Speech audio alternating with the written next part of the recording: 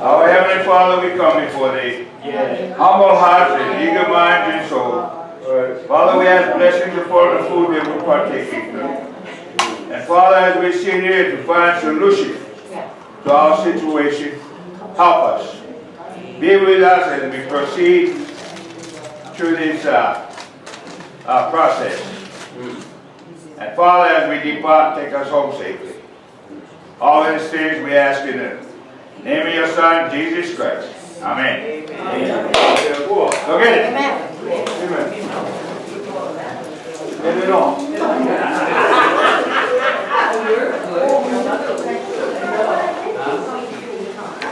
I feel of this presentation is the discussion that comes afterwards from the community. So me personally, I'm looking forward to that discussion, whatever that might be. And I understand that this particular proposed process has brought up a lot of different perspectives, and I understand why, and I believe that's a really good thing. I'm really happy to hear some of the reverberating things coming out of the communities. I just want you guys to know are very similar.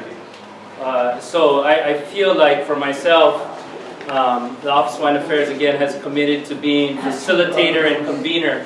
Was the terms coming out point of crowd has utilized several times, and the Board of Trustees have voted on and approved.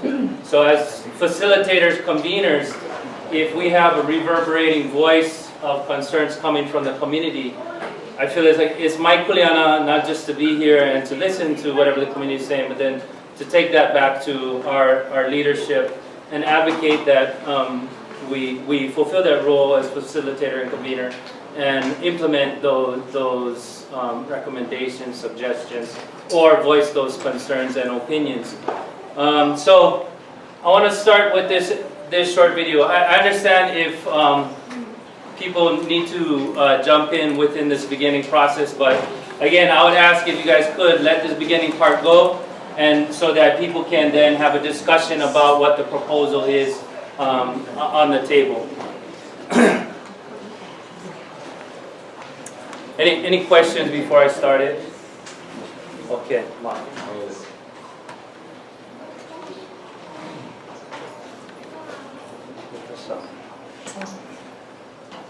Hold on.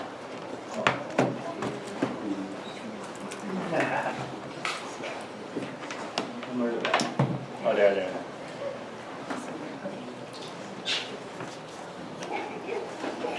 Hawaiian Nation building will succeed if we all take part. The goal of nation building is to determine our destiny, to care for our Aina, to improve the lives of Native Hawaiians and everyone in Hawaii in the areas of culture, education, health, and economic opportunities. Nation building is also about addressing harms from the illegal overthrow of our nation and the seizure of 1.8 million acres of lands that belong to our Queen and the Hawaiian Kingdom. We could do nothing and let others use those lands and make decisions for us. We could choose to establish ourselves as a nation within the state of Hawaii. We could work to achieve recognition as a nation within the United States. We could seek to gain redress as a nation that once stood independently among the family of nations internationally. Our community is uniting to move forward and engage in a process to build a nation. It's your choice. Rise and be heard. So again, I believe this commercial has been running on air some time now. It's on Office of Hawaiian Affairs website. Definitely, it's on every presentation that I've done is at the beginning of that presentation. And the next slides really go through what they're saying the proposed framework is and what this commercial is basically talking about. And again, I understand if you need to jump in and say something while I'm doing this part of the presentation, and that's fine. But if you let me get through it, I think there'll be lots of time to discuss what's being proposed in these slides. Yeah, I can do it. So again, first thing, whatever perspective you may come from, I would think that all of us have an understanding that our Queen left a legacy and left some kuleana to us to carry on that fight. And she did so in some very systematic ways. And again, I think everybody understands that in a different perspective, but I totally think most everybody can agree upon that. This is again a proposed process by the Office of Hawaiian Affairs. They're saying that the basic idea is this, from my understanding, is that if we get a listing of all Native Hawaiians together and they vote for representative or delegates, and don't get me wrong, I know this has occurred in certain formats before, but they elect delegates that represent them, that then those representatives could decide which direction to go, whether it's a reinstatement of a prior constitution of the kingdom, whether it's a federal or state model, or some other international independent model. What they're saying is those delegates then could determine that path. One of the things that I think most communities have voiced to me that they're upset about is that list that they're talking about has stemmed from the Liliʻuokalani list that has been stemmed from the prior Kauinoa list and other lists, the Native Hawaiian Registry list. And that's upset a lot of people, and a lot of people don't want to be involved with that process because they don't trust that process. And even if I stand here and tell you, well, it's a different process, that doesn't articulate across well because people have said that before. And so again, I understand it completely, and I definitely not trying to convince anybody that that you should or shouldn't sign up on this list right now at all. But I will tell you, according to this proposed process that they're saying that they'll facilitate it, that will facilitate and convene only and not direct, that they're saying to sign up on this list, which is the Native Hawaiian role, and that it no longer has anything to do with Kana'i'olu'alu, and that from there we'll be able to decide the path. And again, if you let me continue, I'm sure we'll have plenty of time to discuss that aspect of it. Again, one of the basic ideas that they're committed to, and what their statement was, that they want it to be a collective process. That basically, whatever we do moving forward, it's what the people decide, what the Lahui decides collectively through some type of semi-democratic process, through voting, or I don't know, whatever they determine. Again, this is what they're voicing to me, is this collective process should be, that the people themselves should decide what that is. It's the wrong process from the beginning. To do it nation building, it's state building. Okay. You have a head of state you need to replace. Her position is empty. Office of Executive Magistrate. Right. I completely Not concur to with do this. it nation building, that's Right. bullshit. And State building should be up there, filling the position. for this process, you're saying this should be removed completely? Yes. It should be It's the wrong state process, building. it's tribal, it's crap. Right. I understand that. Again, it's not the first time that the committee has told me the same thing. That this process already is going down a particular avenue that could potentially eliminate or restrict other processes. It already does, just by existing as this. I understand. I understand. And again, we can talk about this in more depth. This particular thing in the commercial, what they're saying is, these are the reasons, right? We don't want to reinstate a government or create a government or build a government, whatever you want to call it, just because we want a government and we want governing documents, right? We already have governing documents. Right. We already have organic documents. Right, but we want control of these things again. We don't just want the government and governing documents. We want to be able to control our culture, our education, our health. I know that's what you're saying too. And that's all this slide is saying. It's not just the setup of those things, but it's so that we can take back our aina. It's so that we can take back control of our education. It's so that we can reverse these negative health effects. You want new organic documents. I don't want anything. I don't want anything. I'm suggesting, I'm just telling you what they're proposing, and I understand you don't agree with what they're proposing, and I can tell you this right now. You're not the first person that's told me this in Maui, and in fact in Oahu. And I have Facebook and I have YouTube. I know it's not the first time we're saying this. in Keaukaha, in Puna, and all the other islands. And I think that's perfect because they're saying facilitator, convener. That means they're saying let the people direct it. And I know that Office of Hawaiian Affairs, again, has spent several years building mistrust. So I'm not suggesting that you trust me or trust Office of Hawaiian Affairs because I'm saying so. But I'm telling you, again, what this process is. And again, not that you have to believe me. And definitely voice your opinion, what you think about it, because I want to know. I want to know how to make this work.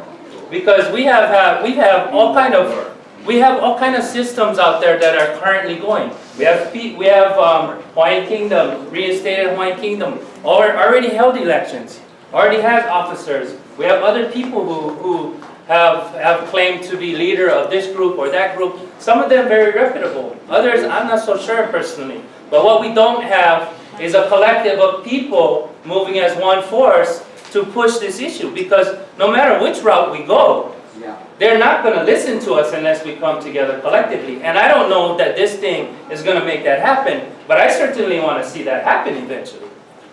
I can promise you that I'm not for federal recognition or state recognition, but I'm also not sure if I'm for reinstatement of kingdom. And because the education material is just not out there for us. How do we know? Well, I don't know about that. I don't know about 140 statute law books. Google. It's all on Google. Right, but so you're saying all 500,000 Native Hawaiians know this stuff?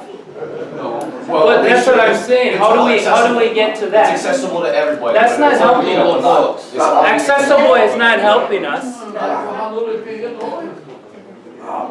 I get it. I get it. Yes, Uncle. You know, I think we went off course. Okay. I think we're supposed to recognize and what we play in this world body system of humanity. We represent the heart. And that's why we have a come to Kaaloa. If we're going to let the East and West come in Hawaii, that is Liliʻuokalani's house, Hawaii. Okay? We are the caretakers of that land. Why should we hear everybody's outlook on Hawaii as us, not nobody else? We gotta understand. You know, we're not going to put us here in the middle of nowhere. We don't come to Kaaloa. No matter what race you're born and raised here, you automatically kick your kaila. And your thing is to bring out and show the world to Lipono and Aloha Malamanahina.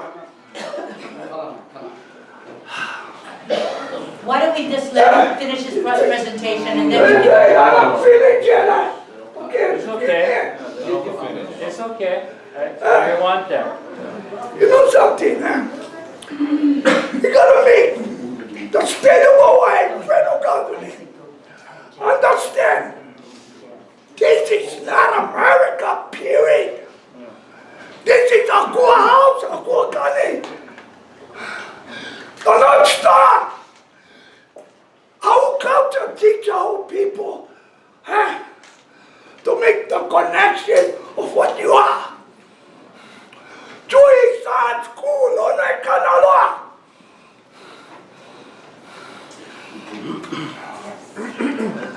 You all gotta respect where you at and who you at, who you are. Because enough is enough. People are taking advantage of us. And what we need to do, educate our people here. You know, what we are in a contribution to the world. Because we are the heart in the world body system of humanity. This is why Kani's sons connect us with Kani, the 4 pillars of the world. Not south, east, west. Cool with Europe. Physical war. No, with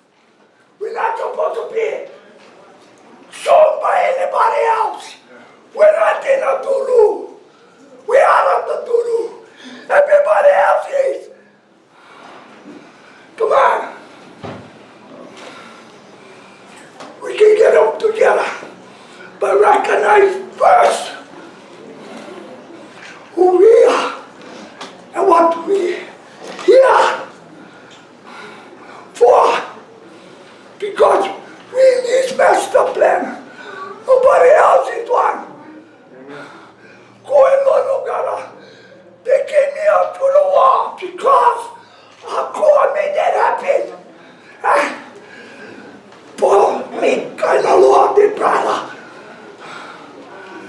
Kualona is our brothers too. The Asian, the European brothers. You guys gotta see the master plan of Bakua. Because we are the people to pull this together. I pray in America to be the big brother to the world. By using us in manner. Because every superpower we come into existence in the past, they all went down because of lack of spiritual foundation. Okay? That's why we gotta stop taking any advice from anybody and make the nucleus of love stronger. Because this is the only way we'll pull the world together. We was born here for only that reason. To show the world how to live total. And otherwise, Malamalaya.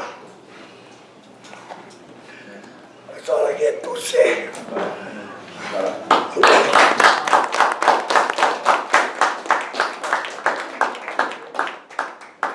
Hooray! Hooray! Hooray! How many people sitting there know what that means? Raise your hand. Not too many. Okay, that means resist, resist, resist. In 1897, our kupunas, 40,000 of them, signed a petition. They did not want to be part of the United States. Did not want to be part of the United States. Who are we today? Descendants of these kupunas. To defy them. To defy our kupunas. Who set this in stone for us to come home and enjoy. Raise our families and generations to come. This here is a Trojan horse. A Trojan horse. If you know what I mean. In 1936, the American Indians accepted federal recognition. They lost their land and their sovereignty. That's right. In 1971, the Alaskan Indians recognized, accepted federal recognition. They lost their land and their sovereignty. United States discovers oil in 1972.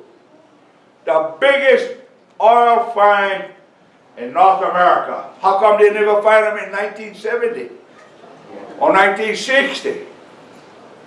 Because federal recognition wasn't given yet. This here, my brothers and sisters, is a Trojan horse.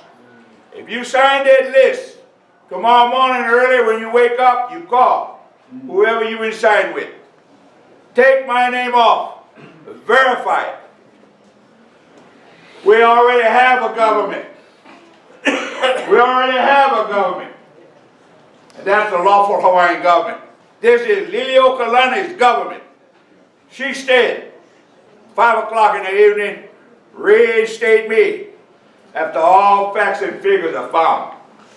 They found it in December 18 of 1893.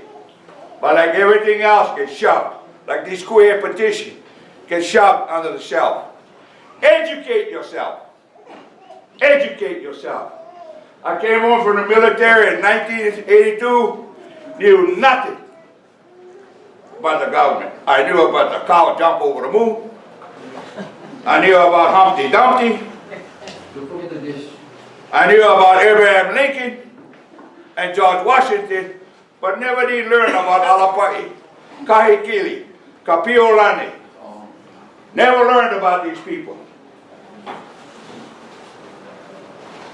You gotta stop tonight. And we all here we're struggling. We're struggling. Why we gotta struggle in our own land?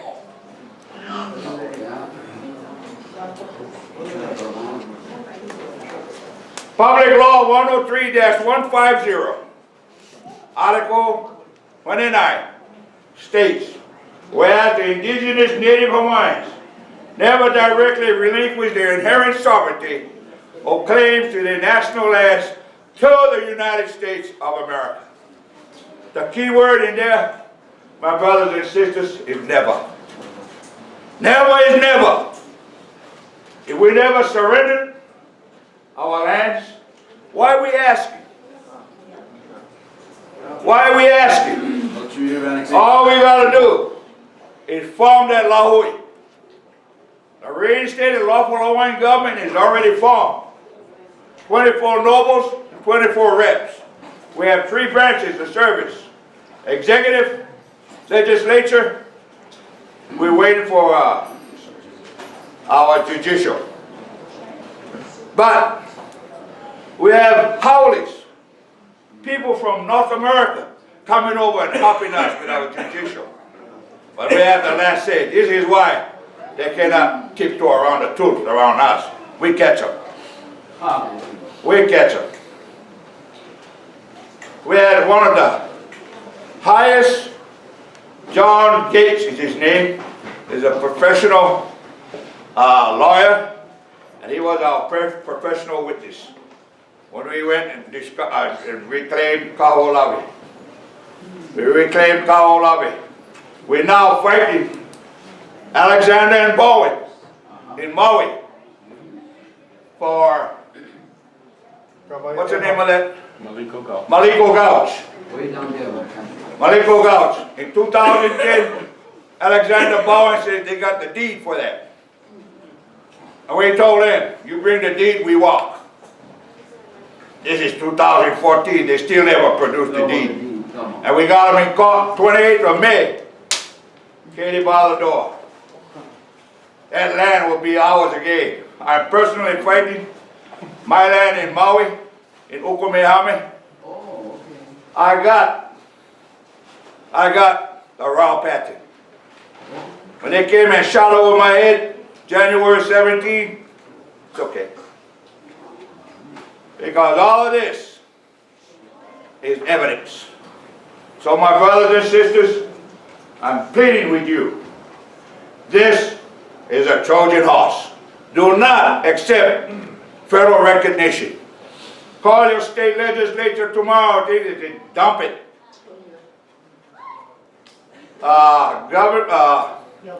Act 195. Act 195 is Abercrombie's baby. Is Abercrombie's baby. That's a trap. And Gilcahele, senator from here.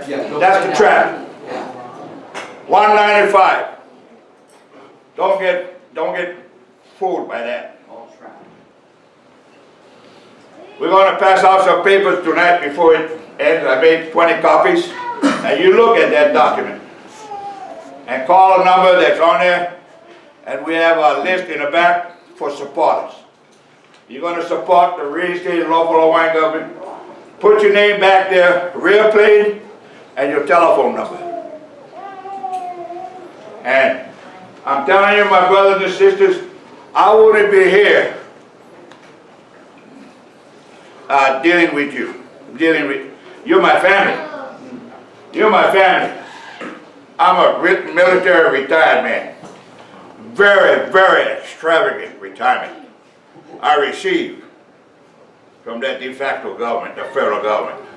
I paid my dues. I left my blood in Korea and Vietnam. When I submitted all my medals back to the U.S., they said, "Oh, you're missing 3." I said, "What is that?"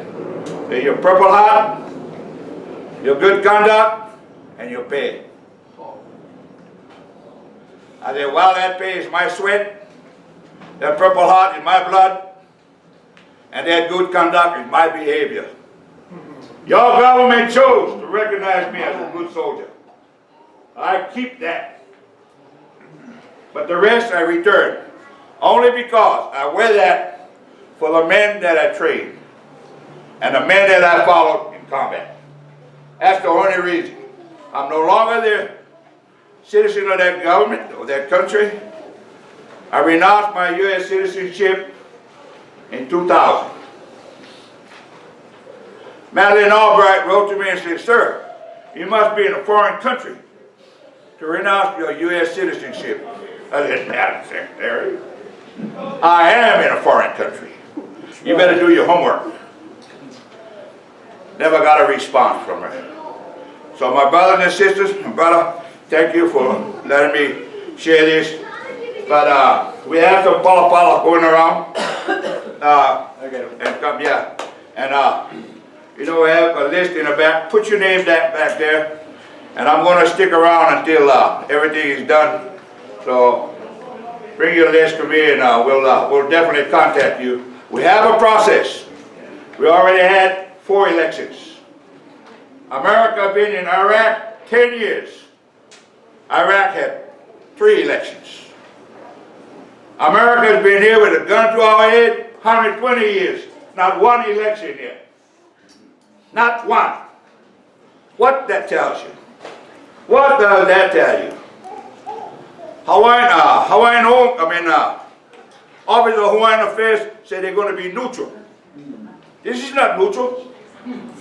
Look like they in compound.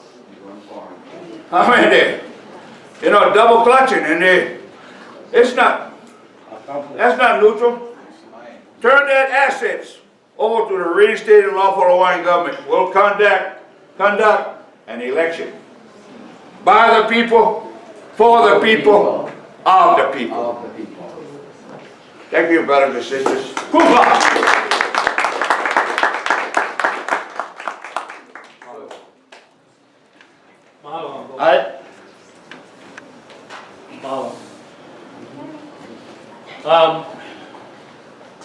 Can I just get it right there? Who wants me to finish this presentation? Anybody? Finish. All right. We can go over it, but you're discharging a war crime in here.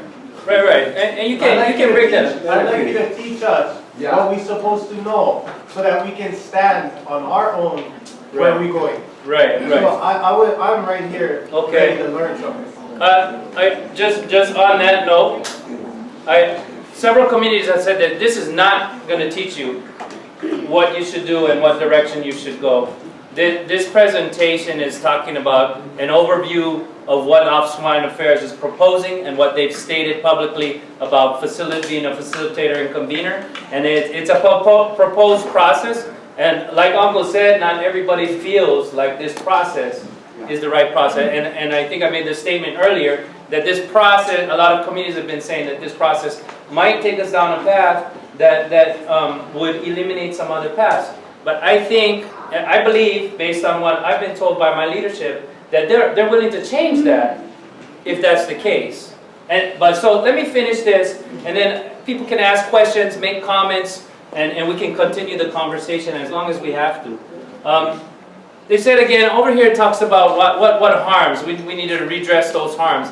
This slide itself creates a lot of problems as well, because just the idea of nation building, if you're thinking that we should reinstate, or that there is already a reinstated government, that could be problematic. I understand that. And they talked about 1.8 million acres of land. That 1.8 million acres of land is what the government held title to at the time of the overthrow or illegal occupation, depending on how you want to talk about that. But there was also, I'm sorry? Crown land and government. That's right.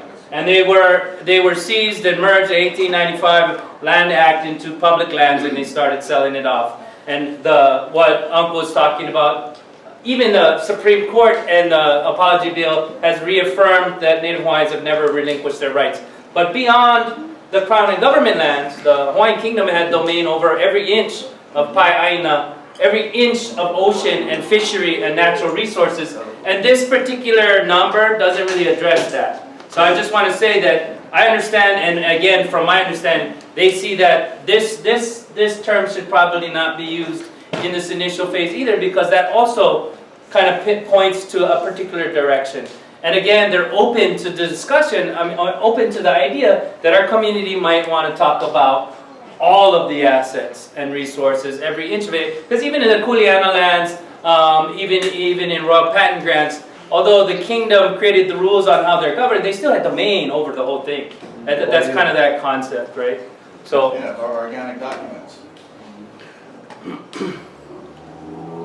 again, this is the process that they're proposing, which is a list of Native Hawaiians will be utilized to create elections, to elect delegates. That might not be the right term either, but representatives from each community that can represent that community to then develop governing documents, develop a pathway.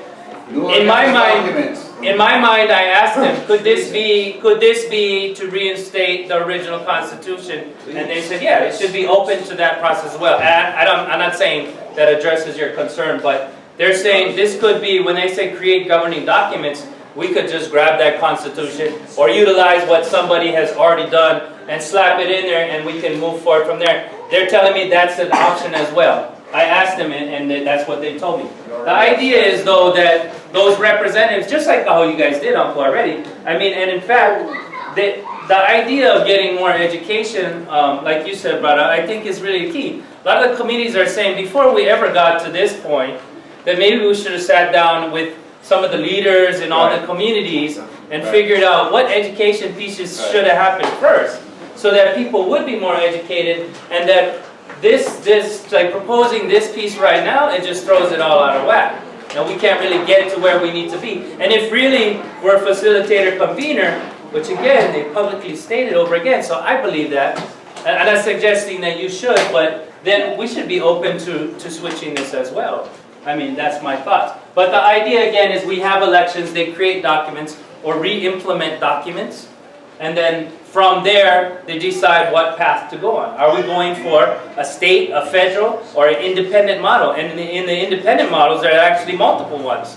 So which one are we going for? Or are we just reinstating, I understand that, are we just reinstating what was left and what was the harm was done to, which was the Hawaiian Kingdom?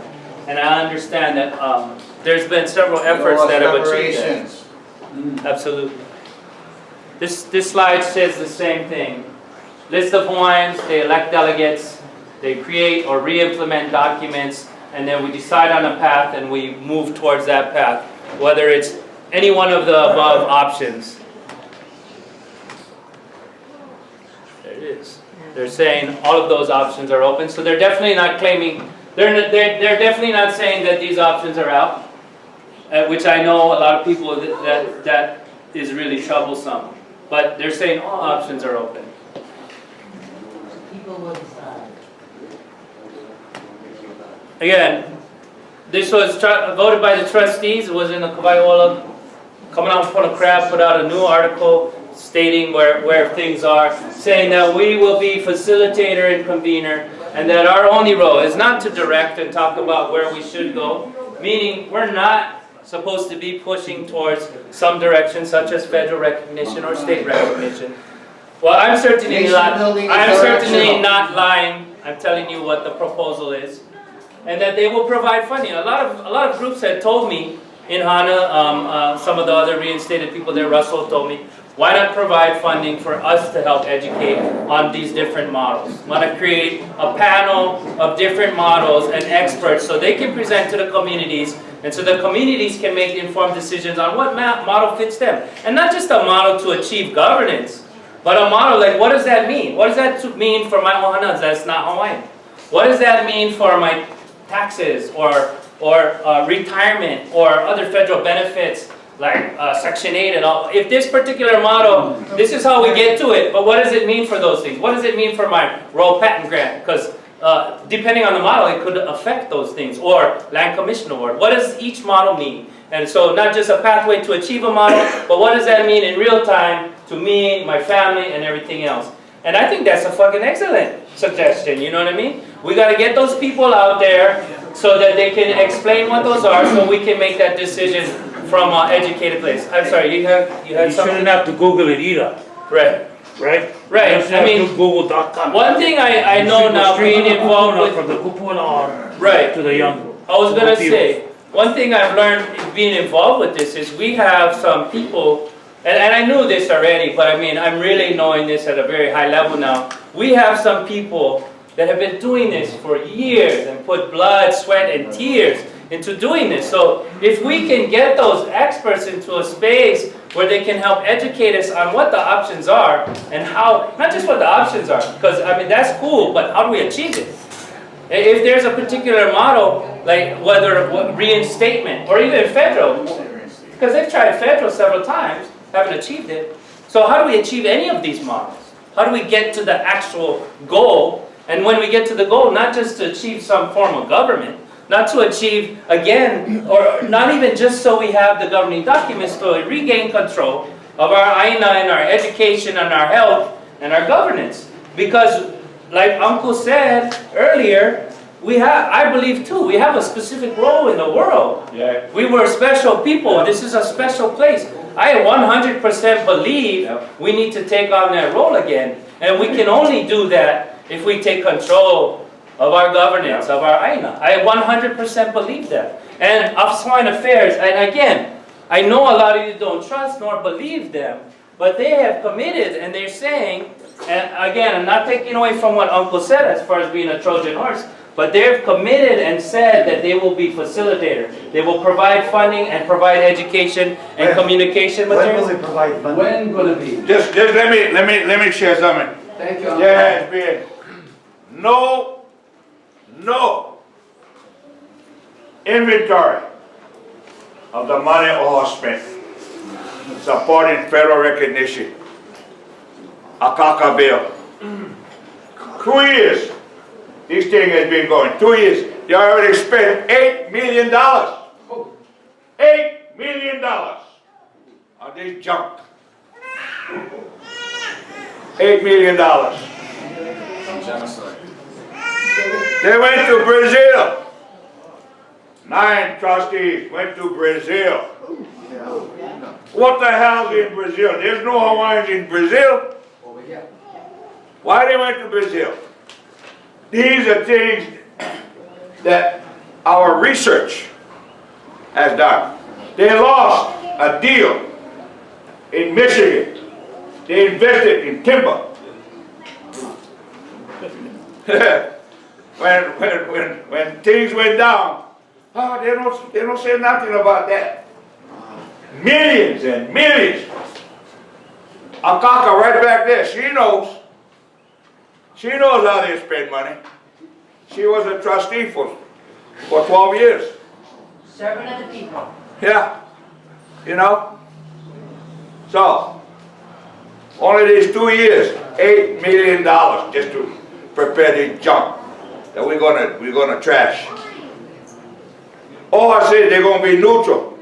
All the howlers went this way, all the Japanese, the Orientals went this way, left us guys in the middle. Now's the chance, my brothers and sisters. You don't have to have the cocoa to be a Hawaiian nationalist. Amen. Gotta have the heart. That's it, right? Right? The allegiance. Once you take that allegiance, you're by your word. You're bound to obey. Whatever it is. Good, bad, or ugly. You gotta swallow that pill, whatever it is. And if you kapakai, you're gonna get caught. You kapakai, you're gonna get caught. So, with that, brother, thank you for starting. I don't like hog these things up, but it's important. This is very important. You're important. Na kupuna, na mapua, na opio, na ali. You're very important. We make this canoe move. Hoi hoi. 14 on the right, 14 on the left. Thank you.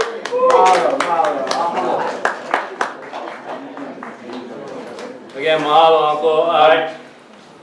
Again, for me, the discussion coming from the crowd is critical.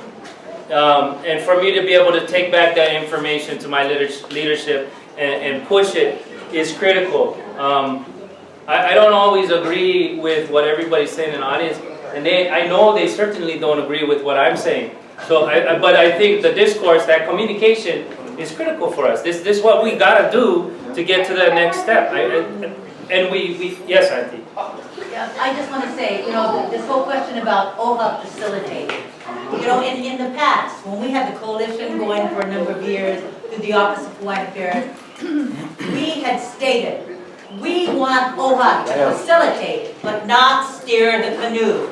Now they finally come out, and we have to hold them to it, and say they will facilitate, that the people, there will be educational sessions, that the people will decide, but OHA will be an unbiased, we have to make sure that they are. But at least for the first time, we have gotten them to say they will facilitate. This is our money, it's our people's money. It isn't OHA's money. In spite of the fact that when we had a meeting, when we were meeting in Honolulu last weekend, and the chairman of the board had said, had mentioned, well, that building, which is, you know, OHA for the first time isn't paying $1 million a year in rent. They finally have a building that belongs to the Office of Hawaiian Affairs. Well, you know, I had mentioned that, well, this is our people's building. And the chairman of the board got very disturbed because I brought up that this belongs to our people. But, you know, bottom line, those ceded lands, seized land resources belong to the Hawaiian people at large. And facilitate is what we want OHA to do. It's using our resources, and OHA is supposed to stand on the side. They can call the meetings, but whatever direction goes in, we go in, is up to us, we the people. So I just wanted to point out, because people raise questions even in Keaukaha about this whole idea of OHA facilitating. We want them to facilitate, but we do not want them to steer the canoe or to lead this effort towards nationhood. And I just needed to point that out. Thank you, Eddie. So that yes. Malo ke akua. E lawe mai I kupono o ke ia hale o ke ia o ia Hawaii. I don't know Hawaiian. I'm learning. Okay?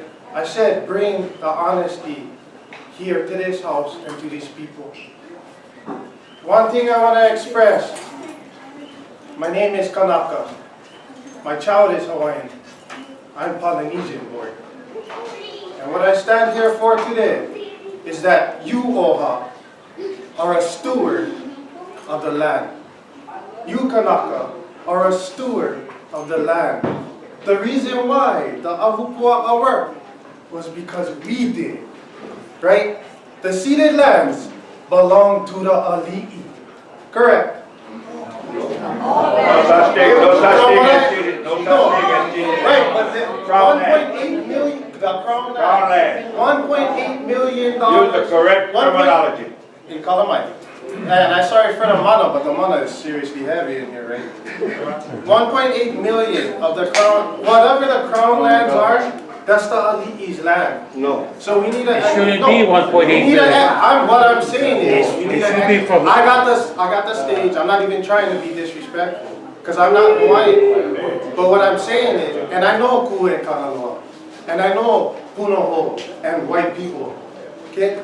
So, and even white people over here, we used to know our language enough to speak, to be able to live. So if we want to say that we're doing something, let's learn our language to be able to live this day. But I'm moving forward. For OHA itself, Crown Lands was Ali'i land. So how are we getting the explanation of the money, the sources of the land, and how it's going to be used?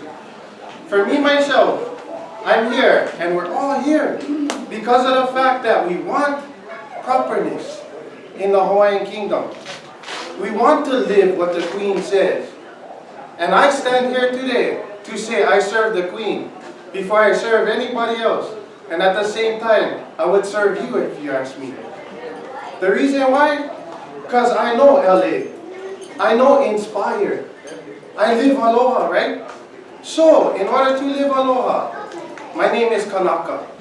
I don't have a job. My child is 7 months old. She's Hawaiian. She has a chance to go to Kamehameha schools. If you think that I'm just this little children of the land, and I'm not proud that my child might have a chance to go to Kamehameha schools, and I have to, in my day, to understand life the right way, to be able to make a difference, then you're looking at me in a judgmental way. Because in reality, 1843 it happened, right, Uncle? Liliʻuokalani, before America, the British was trying to take the crown lands from the Ali'i in Punch Bowl. And what happened was, Lord Paulette pulled up on the ship from Valparaiso, Chile, where all the earthquakes came. And they said they was going to bomb our people. Brother, I hate to cut you off. I hate to cut you off. Okay. I hate to cut you off, but you're not Can I making finish sense. this? Not for it. What I want to say is just follow honesty, search in what is right, and then steward. Because it's for us to care for each other when we become a nation. Okay? And that means from the highest to the lowest. It's for us to care for each other and to teach the children how to live pono. Uncle was saying when he was young that he used to fish, go in the streams. Me, I live back home. I surf every day. I come in town at 9 o'clock and I work my 8-hour day to find my life so that I can come back to my family. Brother, we're not here to talk about you. We're here about to talk about us. But anyways, Not for it. live pono, yeah? Live pono. Thank you.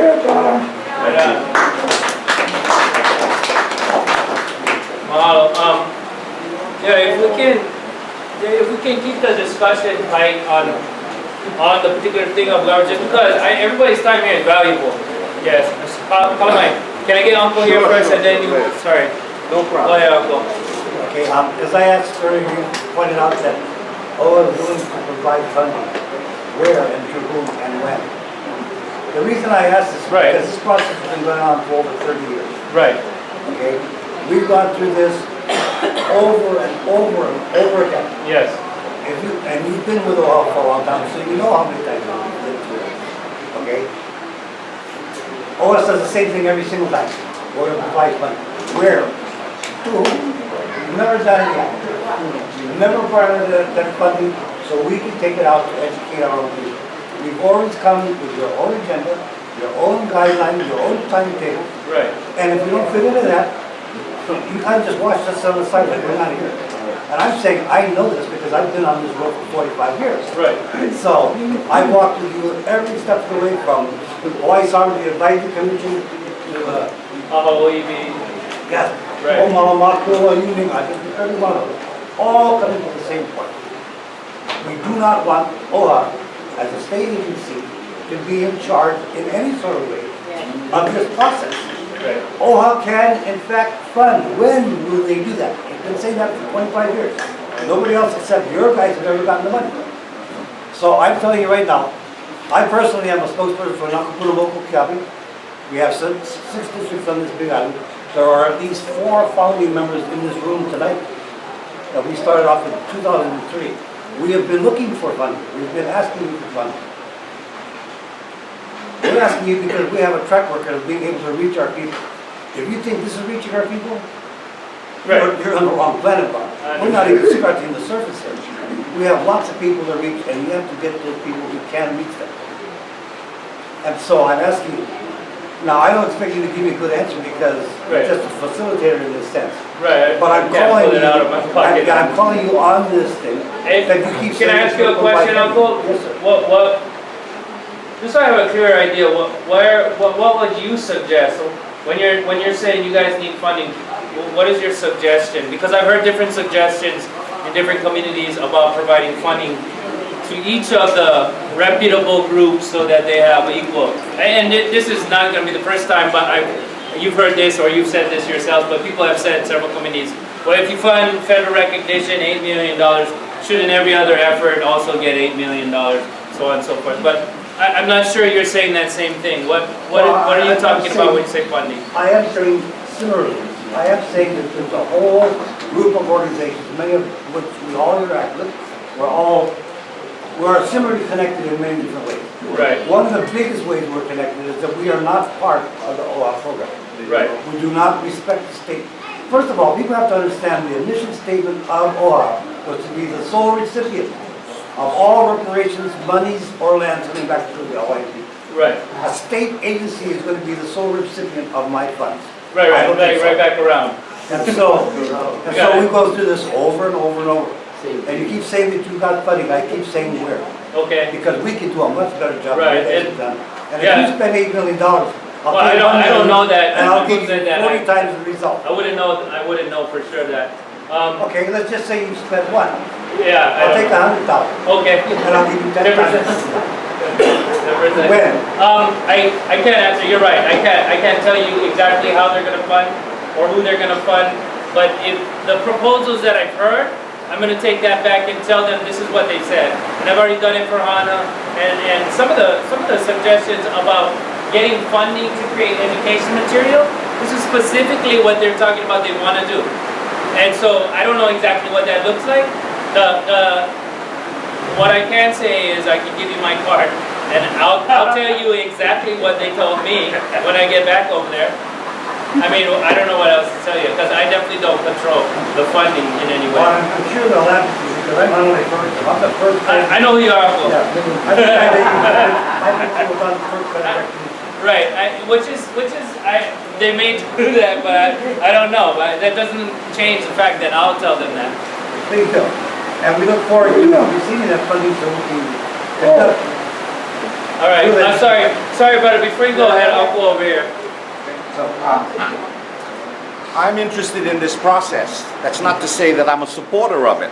Yes. You know, I don't want my comments or my questions to be confused as supporting this process. I think that OHA is factually telling us the truth. It's just that the way they're telling us this truth, it's dishonest.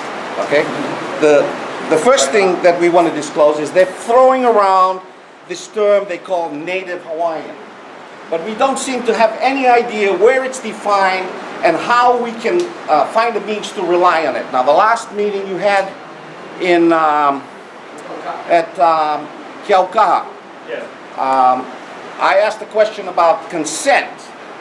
You know, whether or not for the three models you're proposing, if the requisite consents were already acquired so that OHA or the state or somebody could enforce that consent on whoever it is that, you know, on our behalf, that you could take this thing. The other question I asked in Pahala was this blood quantum thing. And the answer I got was that there was no blood quantum requirement. However, they cited a definition that I found to be consistent with the definition in, let me put my glasses on here. The definition in 20 U.S. Code section 7517.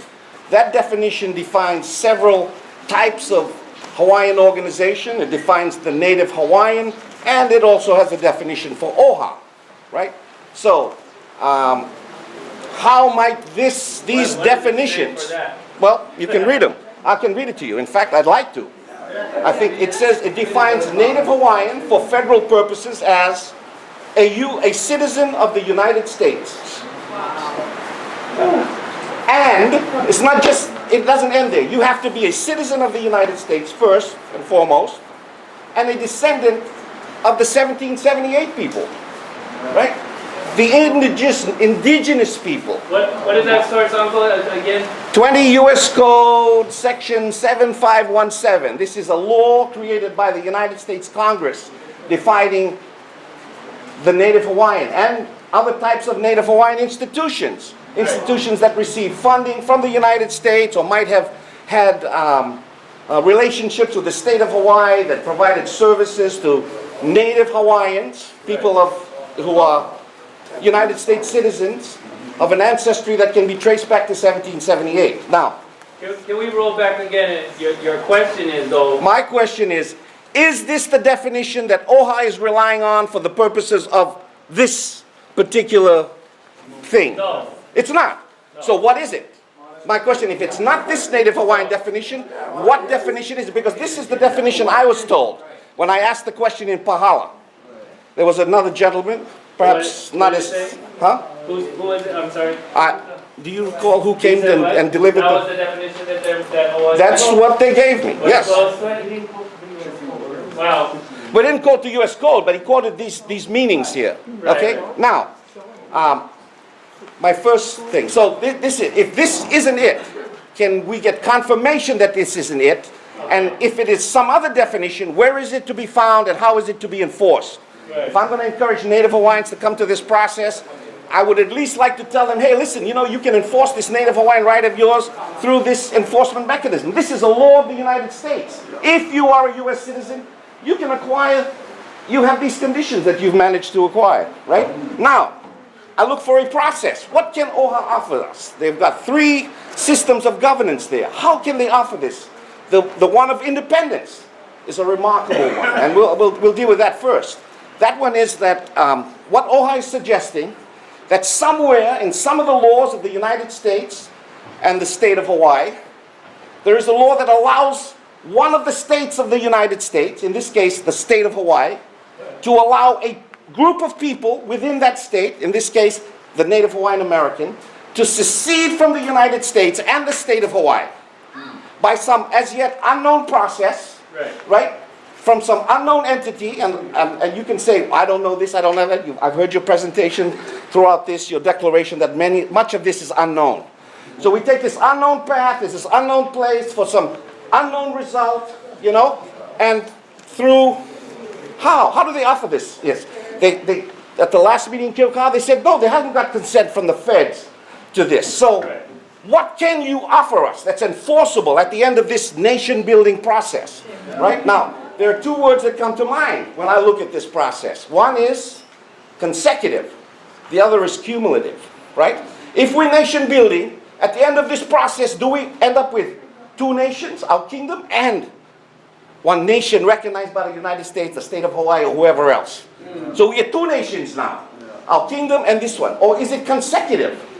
Are they replacing our pre-existing nation, our kingdom, with some unknown entity that's going to be produced by some unknown process at some unknown time, you know, sometime in the future? Now, there's a lot of talk about education here.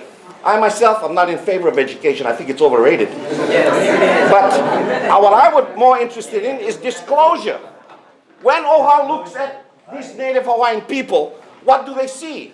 A people without a kingdom? A people without any land? Who have had immoral acts committed against them, and they're going to go and correct this immorality by some unknown process, through some unknown entity, at some unknown time. We're going to end up with some unknown moral consequence, right? This is supposed to be some kind of morality, right? So what I want to know is, where is the stuff we can rely on in this process so we can look at it? That requires disclosure by OHA. How you see us, where we stay today, what we're going to get, how you're going to enforce it, those things. Disclosure. Tell us where we stay from right now, right? But I've identified a process here through the Code of Federal Regulations. Imagine that. The Code of Federal Regulations allows for recognition of a tribe. Hawaiians aren't included in this yet. But guess what? You don't need to go to the United States Congress to change the regulation. You go to the Secretary, and according to this law, you file a letter of intent. I found out that OHA has filed that letter of intent. Have they disclosed that? No. Right? So this is non-interference, but here we go. Letter of intent, right? To make you one tribe. Huh? When? That's what you got to tell me. That's my question to you. I want the disclosure. Tell me, and all the other papers that have been filed. Well, Colette said it, didn't she? At one of these meetings, we went up to talk to the secretary. Why are you talking to the secretary unless it's this letter of intent? Right? Okay, wait. You can argue with me, but you can settle this later on. What I'm saying is get to this process. This process identifies a role. Wouldn't you know? And the role requires the consent of the people. How's that? Read this law. It's here. It's no big secret. This is the process. Huh? Who signs it? Who signs it? The secretary. No, this is the law. This is the, this is it. 25 CFR. 25 CFR 83.1 in its definitions. It defines this process, how you go. Guess what? In order to qualify for here, you would have had to have set up all these definitions under the 28th U.S. Code. They're all defined here as part of this process. is all pleading ignorance? They don't know about this? Are you telling me this is not the process going to be applied? Now let's get to these three models of governance that you're talking about in terms of education and disclosure, right? Those three models of government we can use if we're one tribe. If, as a tribe, you want one king model of governance, you can have that. It's not an imposition. The United States wouldn't be offering titles of nobility. That's just amongst you tribal Native Hawaiian Americans, right? You can have one king, you can have one international model, state within state, whatever model of governance, not government, governance. Governance is not government. These guys are redundant in reminding us it's governance. We're not interested in governance. What we want is a disclosure of the current condition of our property. This is a property rights issue. They've come to steal your property, and they want you to all admit that you're Native Hawaiian Americans. Now, some people have asked, how come I ended up on the roll? How did I end up there? I'm going to tell you how you ended up there. If you signed up for any one of these organizations that are defined in this code, you had to make a declaration to receive service from them that you were a Native Hawaiian. You're already on the roll. If you read the 25 CFR, you're going to find, oh my God, there it is, roll. Now, when you take your name off of this, what are you taking your name off of? You're taking your name off of the Kanai or Wau roll, which is to participate in this con game that they're pulling on us over here. Oh wait, excuse me. Constitutional Convention. I got the wrong ones. I get mixed up sometimes. In my zeal to acquire disclosure, I have a tendency to put words together wrong. But here we go. So they're telling us the truth. You can have any form of governance you want as a tribe. Right? They just haven't disclosed your condition today. When they look at you, what is the condition of your property? How much do you own? These guys are a state entity. OHA must serve the interests of all the people of the state of Hawaii. That's the law. That is the law. They must serve everyone. To suggest that they can spend state of Hawaii taxpayer money on one group of its citizens without running into Ken Conklin, Rice B. Cayetano, and all of these other things that these guys keep throwing at us. Always setting you up. They have not here as your friend. They've come over here to complete this. I want to just, the young man over there talked about the land. He said things that have confused us for a long time. The lands belong to the people. If you want to know who the Crown lands belong to, read Liliʻuokalani versus the United States. Went up to the tax court. They told you who it was. The Crown lands belong to the people. It was the people's lands that were given for the support of the Crown. When Liliʻuokalani went up to the United States tax court, she said, comes now Liliʻuokalani, a U.S. citizen. They said, U.S. citizen? You don't own the land. It goes back to the people it came from. Who are those people? Were they U.S. citizens? No. Let's talk about the 4 trusts. Those trusts were all created in the kingdom. The settler of that trust could not have predicted that after 1893, 350 million Americans and all the immigrants they invite into their country are going to be beneficiaries of that trust. This is the private property of the people of the Hawaiian Kingdom. This is a property rights issue. It's not an issue of governance or government or anything else. This is your property. Know who you are. Right? If you claim that you're a Native Hawaiian, where does that come from? That comes right out of the Newlands Resolution. All of those persons who were citizens of the Republic of Hawaii on August 12, 1898 are citizens of the United States and the territory of Hawaii. Those are the guys. Not the people who did not. The people who are known and identified by Meleai Pohaku. Which one are you? When I look at that roll, they talk about 120,000 people. They're nation building. They got to be patriots. Because if not, they have betrayed their queen and betrayed their country. So if you signed up as a Native Hawaiian American, be aware. Those of us who still continue to eat rocks, consider you to have betrayed your country and your people. Tell these people to go away. They have no business in your lives. Thank you.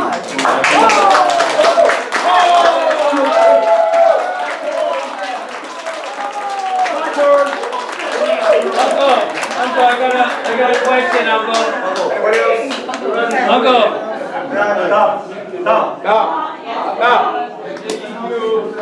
I'm sorry. Question, please. Yeah, you know, My can favorite you- thing. Ask me a question. Yes, It's can a you- hard one. But it's not going to be a hard one. Oh, I want the hard ones. Can you wrap up with what is your suggestion to the people? That what I didn't get that. What you Well, other than my us first going question is away. stop listening to you. Right. I don't know how many times you're going to put that unless we choke to death on that thing. I've seen this thing over and over. You keep saying the same thing. It's the truth, but actually it's a lie. Yes. Right? Because it's based upon a dishonesty. This whole thing is dishonest. Disclosure. Tell us who you think we are. Not tell us, oh, come to this process and you can decide who you are. I know who I am. I know who owns all this property. Not 1.8 million acres. Let me explain this way. 1.8 million acres. Those are the people of the apology. What did they apologize for? They apologized for a taking. What is that taking? Right? You know, what is the taking? There's no such thing as an illegal taking. You know what an illegal taking is? It's theft.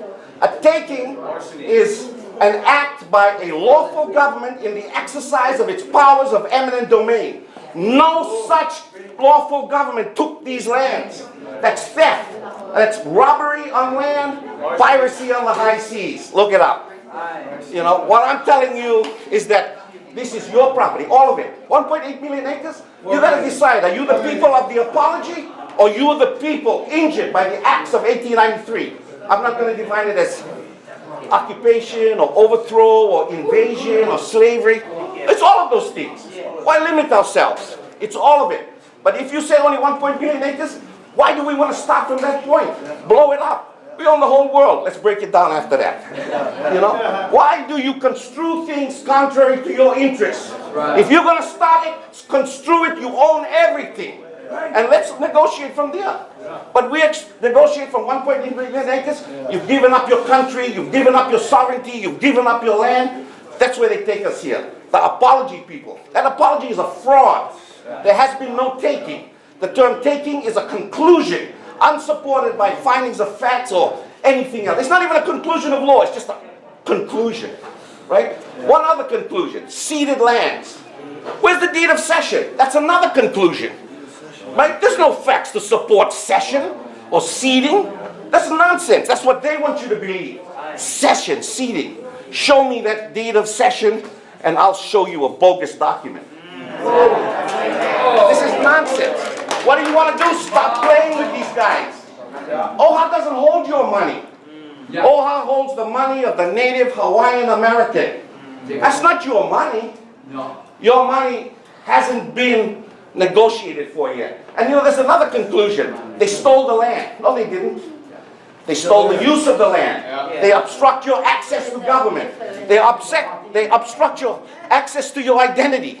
Right? They want to enforce their laws on us, but when I go down there to vote, and I say, oh, I'm a Native Hawaiian subject. Oh, you cannot vote. Right? When I take my Native Hawaiian driver's license, oh, we don't recognize that. They recognize the Mexican one, the Fijian one, the Tongan one, all over, but ours, we live here. I challenge you to tell me my license is no good. But I go to those courts and they oppress us. What is that all about? You guys got to fix the problem. I see the solution as judicial. These guys will tell you. Other than us leave, I got that. And not listen to us, but what is the proposal? I don't get it. The people is stop talking to you guys. Don't come here and talk to these guys.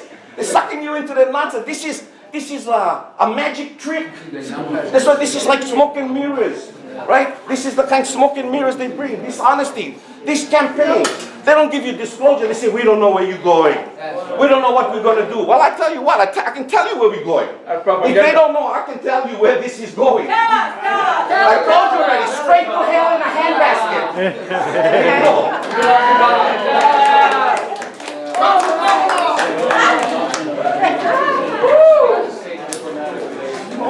So, I mean, Mahalo, What, you guys fall already?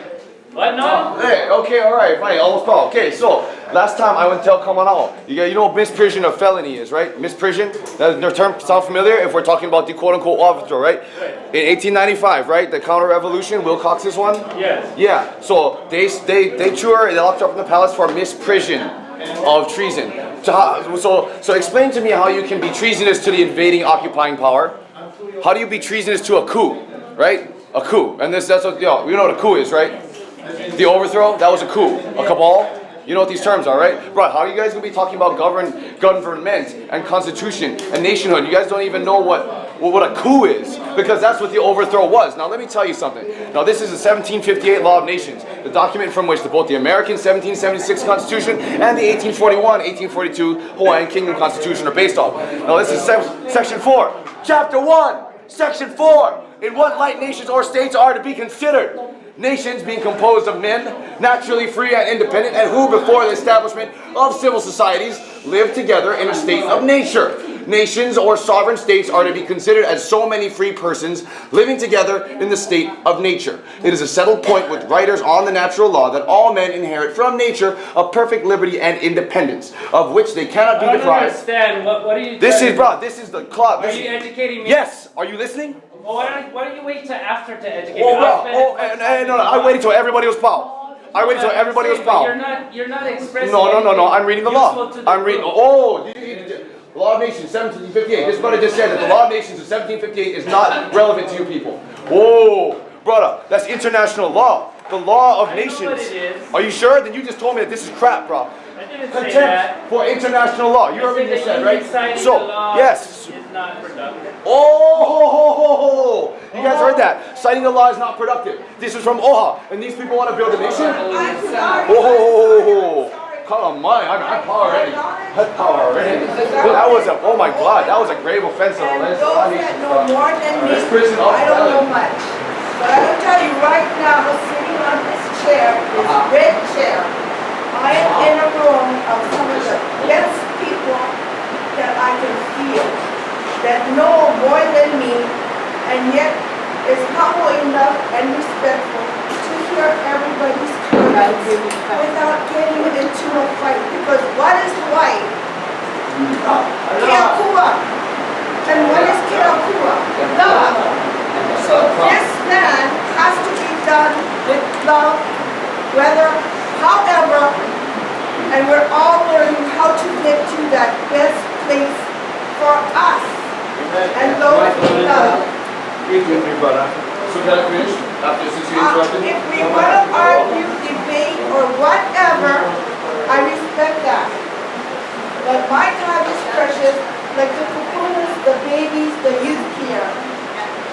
And we want to do and listen to what is the best for everyone. I don't know what it is, but I'm not going to know if all I hear is anger. So please. So can I finish that law, or is that not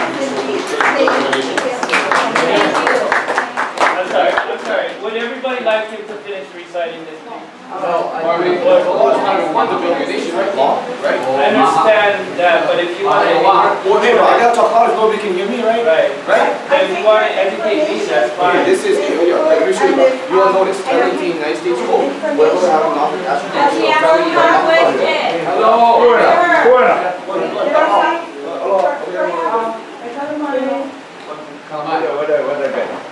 I go to University of Hawaii, and plenty of the students here is in the same thought in Manawa as I am feeling, because we have been lied, cheated, all kinds of things, and passed down from our great-great-grandparents all the way now to our grandchildren. And they're looking at a better future. And to tell you the truth, why are we going to look to somebody who's been oppressing us all these years for that answer?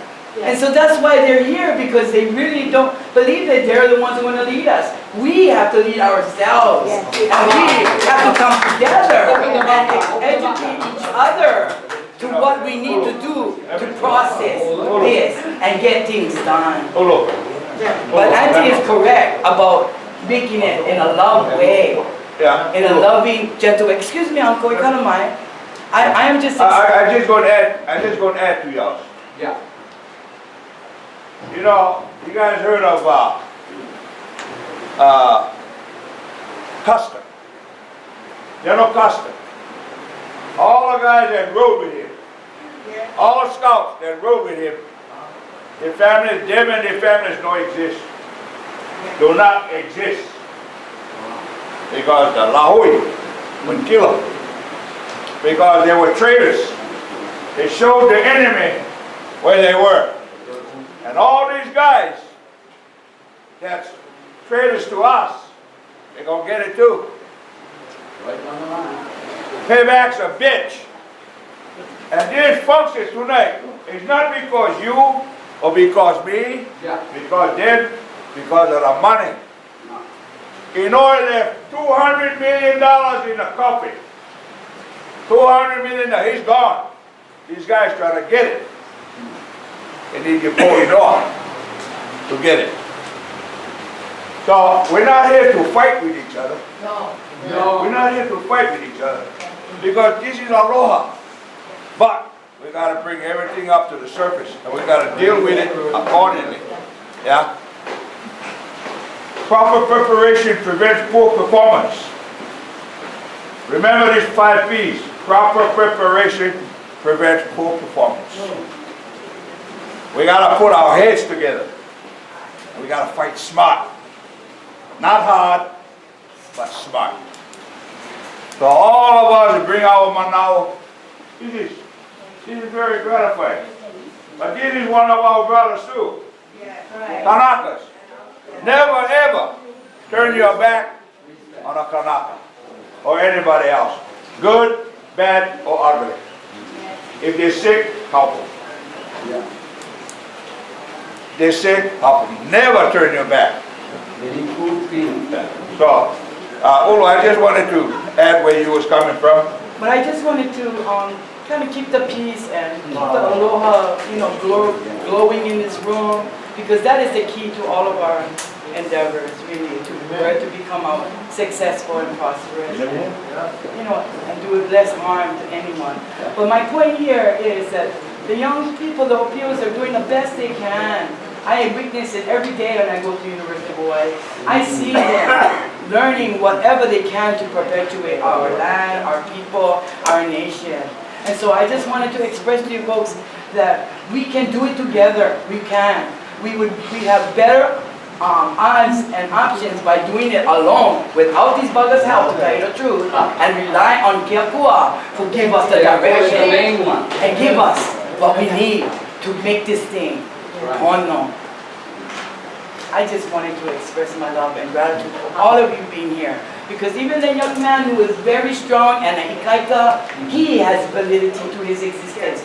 Same with brother here. We all have validity to our existence, like Uncle was saying. And so we need to honor each other and rise each other up. But we also need to be truthful. We need to not hide hidden agendas anymore. We need the people to know what is our options truly.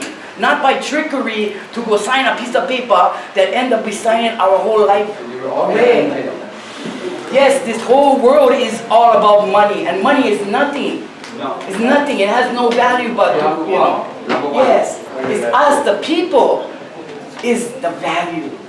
We are the true treasures of this world.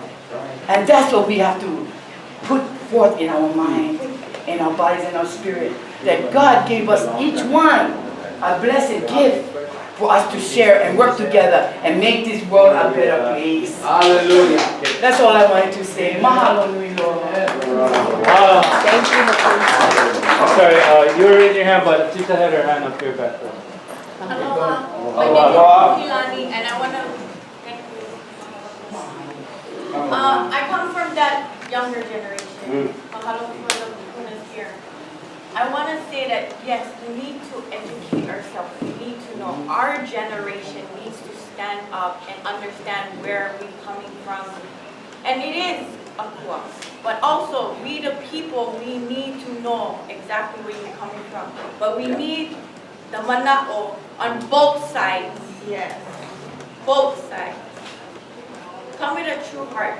Yes. Educate yourself. Okay? And for one thing, I don't want to see no more fighting. No more fighting. Knowledge is power. Okay? Love. Understand. Know your part. You are people of this land. I am too. And I have my little one over here, and I'm going to educate her. But understand, come with fairness. And love one another. You understand? You don't come here for fight. You come here to know what is going on because this is our aina. Okay? And mahalo to Kuna. Thank you. Sorry, right here. And then Hello, hi, my name is Jerry. I'm with the Department of the Interior with the lawful Hawaiian government. Also Apuni. I'm Oku's Oahu.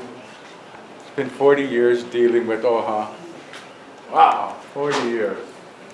The government exists. Lawful Hawaiian government exists. Prime Minister, representatives, Interior, a lot of members here in the room. It exists. I am not an American citizen. I'm a card-carrying subject of the lawful Hawaiian government. Like Uncle Sam, I repatriated. I sent OHA an email. I never got a response. By the way, I never expected to get a response. But what that email was is that it was just a statement. If you want to be more trusted, repatriate. Become a Hawaiian subject. Break off from the United States. Break away from them. I have similar experiences as Uncle Sam, ex-US military. Right? I've been subject to the United States government. The thing that I feel good about, see, is today, when I have to face the direction of governance, I face the lawful Hawaiian government. I'll tell you why. Because it is uniquely Hawaiian. It is guided by the principles of Hawaii, our culture. Aloha, right? Malama, kokua. When I get within my government, those are the principles that we live and work with. We don't have no other stuff, confusing stuff. It's not confusing, it's simple. When Uncle Abercrombie stood on the steps of the government of Liliʻuokalani Palace, you guys saw it on television, right? Everybody clapping. He got the big, wide smile on his face. And he said something. Act 195 would lead to self-determination. And I bolted out of my chair. You know what? In simple terms, when you say self-determination, everybody else disappears. OHA disappears. The state disappears. The United States government disappears. The United States military disappears. The United States business people disappear. The Hawaiian people self-determine. Anybody in this room believe that the Hawaiian cannot or has never self-determined? We've already attained independence. Self-determination is You gotta do your education. You gotta read what the people of the world said about the Hawaiian nation, the Hawaiian as a people, before anybody came on these shores. When they talked about the Hawaiian intelligence, when they talked about the Hawaiian science, fisheries, ocean, aina. They still do that today. The scientists of the world saying, you know what, if you want to know how to manage fish, grow them, manage them, feed your people, you have to talk with the Hawaiian. Why do they say that? Is that somebody in Stockholm coming up with some wild freaking idea? No. Because it's the truth. Can the Hawaiian self-determine? We have been self-determining. I did self-determining. I determined to repatriate. I could no longer be an American. I cannot live a lie. My kapuna didn't raise me for that. I cannot do it. See, I cannot not be an apuni. I cannot walk away from what my kapuna used to tell me. Sit down, listen, learn, practice.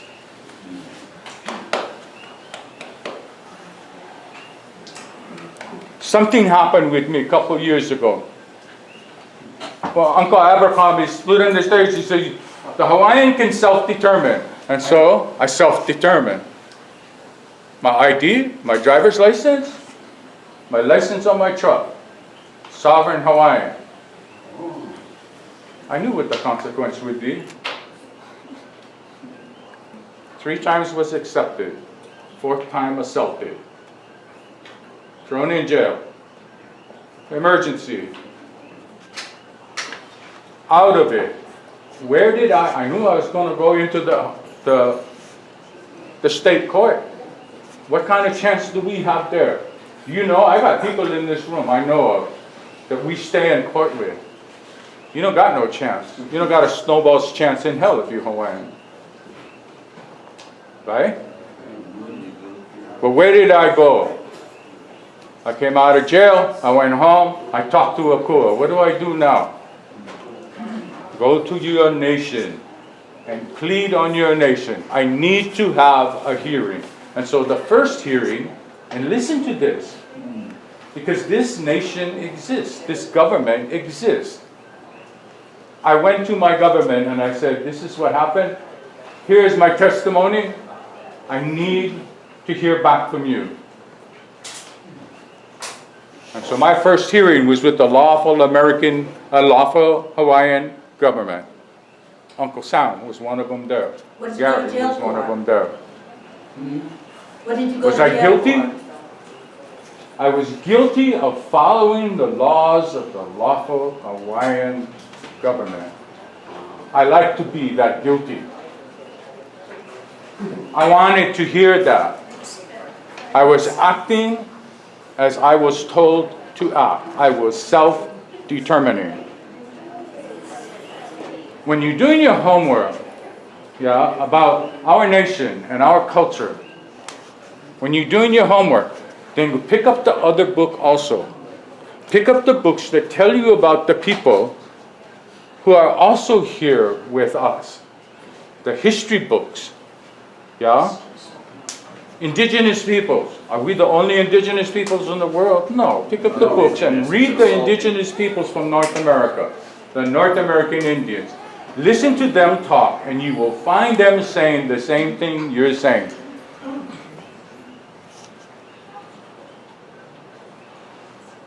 See, the state government is part of a mercenary system.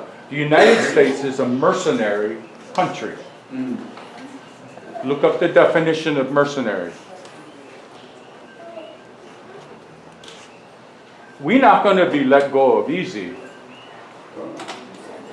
When a mercenary person snatches something from you, you're not going to say, oh, sorry.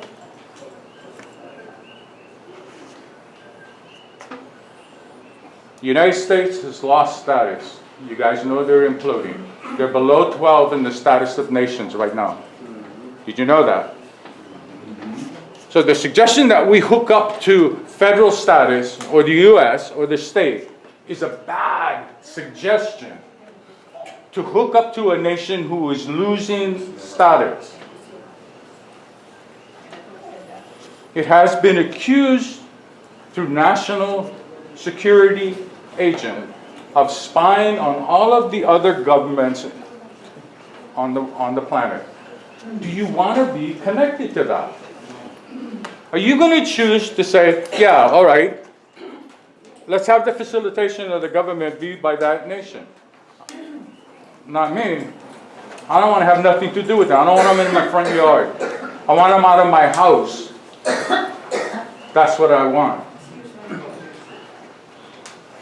One of the reasons why they've lost status, you guys heard about their involvement with the Predators, this remotely piloted machine that goes into other nations, either takes pictures or it fires rockets and stuff like that. The United States, one of the reasons being 24 countries have said that the greatest deterrent to world peace and world balance is the United States and the United States military. They have said that. You want to be connected to that. Do you want them to be your partners? I don't want it. I'm getting tired. The Predators to the United States Marine Corps are now in Kani. Okay. They have just been brought into Kaneohe. By the way, one of the things that they said is they did not need an EIS in order to do it. They're the United States military. You know that last week, 4 bombers from the mainland flew over to Hawaii, 8,000 miles, and dropped ordnance in Ho'apuloa, our Vahipana. Did they call you? Did they call OHA? Did OHA know? I don't know. That was a couple weeks ago. I've since found out it's been going on for a long time. Sorry, I'm not trying to cut you off, but some of the kupuna are asking if we can move it along. Some of them want to speak to. You can find a lot of this, excuse me, a lot of the information in the newspaper. Model. Thank you. I didn't mean to cut you off, I really apologize. Does anybody else have comments? Oh, sorry, Auntie, I'll go, and then you, Uncle, back there. I will keep mine very short and simple because I want to. Yeah. And that is, I'm looking at OHA and what OHA is presenting. Yes. And I know several sovereignty people. Yes. And their views and their monopoly. And I appreciate everything. But Belinda, simple Belinda, spends American money to go buy food. Work. I have no other money that I can use to buy food. When I get sick, I gotta go to the hospital that is employed by the American government. And if there's a war tomorrow, and the wars are going on all around the world, I know that the U.S. government, warships and soldiers will be protecting me. That's in my simple thinking. Because that's what I see, and that's what my simple thinking knows. I know that our dear Queen suffered, and she suffered for us, all the people of Hawaii. And what my simple question is, I want the Queen's dream recognized and worked on. However it is, all I know is use our kupunas. Use our kupunas, because they know more than me when it comes to being close to the Lord and what the Lord would say for us to deal with Hawaii. Yeah. And we're going to make mistakes. And we have a generation now that want to learn, that have given up their U.S. government. Don't look Hawaiian, but love Hawaii. And we know the warriors that was in this house today that is willing to fight for Hawaii. All together, used, because I'm not looking at what America did, because I wasn't there. Yes. I am looking at what Hawaii is trying to come back, the Queen's promise, the Queen's prayer for our people. This building dedicated to use the two together for the benefit of the people of Hawaii, whether they have blood or not. And in righteousness, the Queen said, in righteousness. We're going to have mistakes, but if we use the kupunas and their knowledge and you, because you're trying to do your best, what you think for Hawaii, together.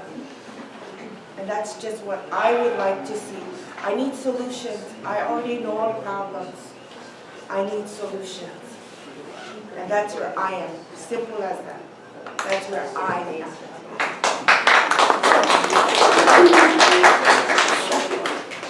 Oh. No, the only way we can get this whole thing back together. My solution is all us gotta get back with the culture, because the culture gives us strength, mental, and physical, and spiritual. Okay?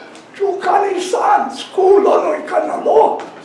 If we put the culture in our movement, nobody would overtake our flow.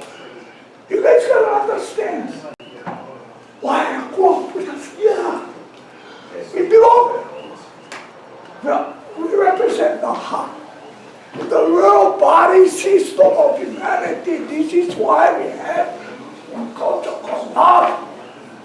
And this is why ako will bring the East and West Kuelono right here in Hawaii. For what? When they recognize their brothers, kind of lot. So, we all can look up and make the world better because the pendulum. Revolution time. We was exposed to the outside world. Okay? To go back and do some research, you guys. Because this guy's message are giving us we are for pulling the world together with their sons, Kani's sons, because we gotta make America realize what they play as cool, Europe, the Western, physical war. They gotta play their part. The East, they gotta play their part to pull, the intellectual part. Okay, that's what I know in there. Kanalola is the living spirit of the land and water.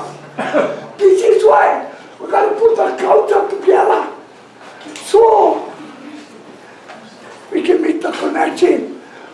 Or I can play a big role as a facilitator. To stop playing games and get down with the real function of what we all about already. As always, I think the bottom.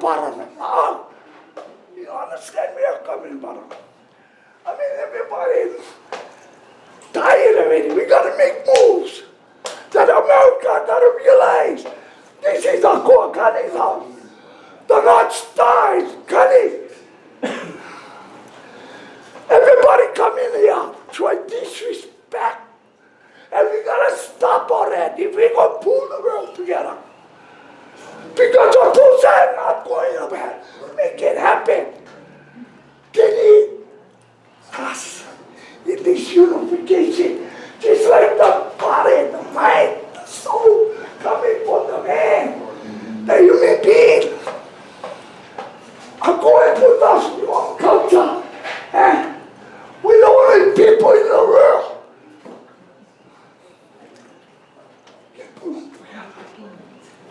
Because enough was exposed 200, 300 years to the outside world. The pendulum is back in balance now. Now it's the generation with peace, with love. Okay, we give them culture to bring them up with it. No matter what it is. Born and raised in Hawaii. We all gotta get that. Head, our mind, heart. No matter what race, you're born and raised here, the automatic one, take care kind of make this connection with the aloha culture. Okay, I'm going Sorry, Uncle over here and then Uncle in the back, and I still like too far, but Uncle, you were raising your hand. No, Belinda was just saying that the fighting gotta stop, the anger gotta stop. I spoke last week, and it was very good. We had some pastors just all left, and I'm a pastor. I told them, why are you all leaving? Okay? So my whole goal here to all the brothers, and Uncle, I admire you with the red shirt. Thank you. I know who you are. Thank you. Okay, I'm from Maui, Lahaina. And I was trained by my Tutukani, Tutuwandui. Come together, reason, pono. But in these last days, we're not going to get pono. One kanaka hai maka, maka da aron kam, pu down. No, nothing. But Keakua, like Belinda said, he is the main source. Pulikako, for everything that come our way, good and evil, we pray.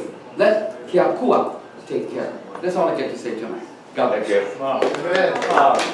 Yes, Uncle. Yes, please.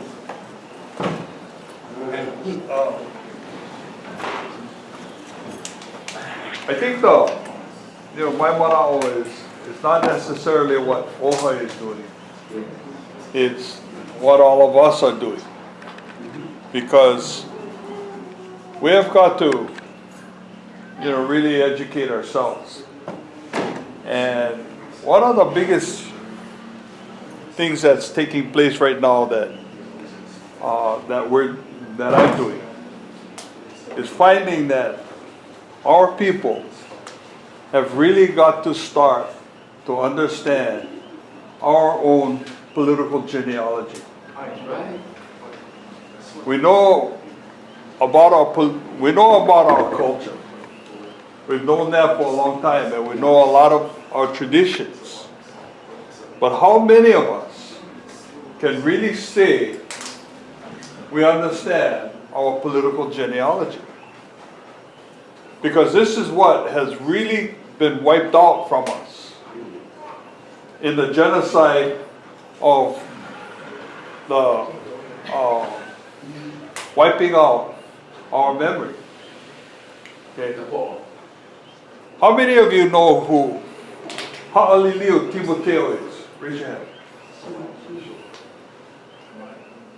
How many of you know who William Richards is? You all need to understand and learn who they are. Because Liliʻuokalani is the one that we should be celebrating and understanding, because he's the very one that got and went out and earned our sovereignty. When he went out in 1842, under the direction of Kamehameha III, and got recognition from England, the United States, and France, and away. How many of us do that? I didn't see very many hands. And it's not your fault. Because we were never taught this in school.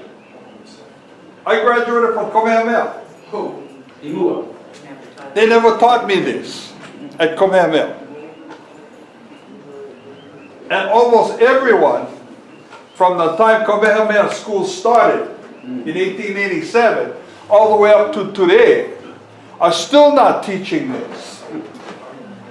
Okay, but this is very important for us to understand what happened in 1842 and how significant this was for the Hawaiian Kingdom to gain its sovereign independence in 1842. Because in 2014, everybody is now starting to say, oh, we got to get our sovereignty. When we already got them in 1842. Huh? That doesn't make any sense when we already got it in 1842. So why are we getting it again in 2014? Because in international arena, once you are recognized as a sovereign independent country, you don't have to go get it again. So why is it that people today are telling us we have to go get our sovereignty? Does anybody know? We don't. Because at the international level, all these other countries throughout the world recognizes the Hawaiian Kingdom today. The only ones who don't recognize it is everybody in here. That's right. Oh wait, how come? It's because we've been brainwashed all of our lives. And I'm not blaming us, because it's not our fault. Because the brainwashing started in 1906 with our tutu. From the time they were 6. The Department of Education at that time, right after the overthrow of the Hawaiian Kingdom, entered into an indoctrination program so that they would wipe out the overthrow and what actually happened, especially the sovereignty that took place in 1842. And they directed this information to the children who were our grandparents and our great-grandparents that were 6 at that time. And then you could not advance into the next grade unless you could speak English and were indoctrinated into the American style of living and speak English. And you could not advance in grades. And that's why we start to understand why our tutus said, hey, you gotta speak English. You cannot speak Hawaiian. And that started with that indoctrination and the erasing of us knowing our political genealogy. Understand that term, political genealogy, because when you start to understand and learn your political genealogy, now all of this starts to come into play. Because we don't need to gain our sovereignty because we already got it. What we need to learn and understand is how to restore the government. Okay? Wow. It's how to restore the government. How do we do that? That's what needs to take place. It's there. And also learn who Ha'aliu Timoteo is, William Richards, and who was the third one? Simpson. Good. The 3 were the 3 envoys that Kamehameha III sent out. And when is our Hawaiian Kingdom Independence Day? Does anybody know? No. When is the Hawaiian Kingdom Independence Day when we're supposed to be celebrating our Hawaiian Kingdom independence? Does anybody know? Is it November 28th. We shouldn't be celebrating Thanksgiving. That's not our holiday. Our holiday is November 28th. But yet we go celebrate when the Americans took out the Indians. I'm serious. That is a terrible holiday that we're celebrating. Because we're celebrating the genocide of the American Indians. Thank you. Why are we doing that? And everybody say, oh, we're thanking God. We're thanking God for taking out Native Americans? Huh? Hello. Oh, no. That's just because we're thanking God. Hello. No. When you research that history, they're wiping out the American Indians. But yet we cook turkey. But yet we allow the schools to dress up our kids like Indians and pilgrims in the schools. Why are we allowing that when they should be celebrating Hawaiian Kingdom Independence Day in the schools? That's because we don't even know our own political genealogy. And yet we're sitting over here talking about this kind of stuff when we don't even know our homework. We haven't done it. What should be done is that all the money in OHA should be used for education. We shouldn't be debating whether or not we should be going to vote. We should be debating to take that money so that we can educate all of our people in learning our history so that we know what we're going to be voting on. How can we vote on stuff when we don't even know? But yet, that's what we're talking about. That's crazy. When you guys don't even know who the 3 most important guys were that got our own sovereignty. And yet you guys talking about going and voting. How crazy is that? And I'm not blaming you guys. That's what this this meeting is perfect tonight. I'm not blaming you guys because it's not our fault. Thank you, thank you. It's not our fault. Because it started with the brainwashing from 1906 with that indoctrination policy that they started with the DOE. And when you see all that information that come down, now you can start to focus all this stuff. Now I will do my homework, and now my words, my thinking, and everybody else in this room know what to do, so when we come back, we can come back in the righteousness. And the book, I highly recommend that you guys read the book, OHA KL, written by Dr. Keanu Sai. That book is awesome. That provides, it fills the puka on the political genealogy. Mahalo. Mahalo. Hold on, Anthony. Hold on. I know both of you. Hold on. I know you guys both raised your hands. I just want to say it's already getting past 8, which the meeting's supposed to close. I don't know what time PLC has to close.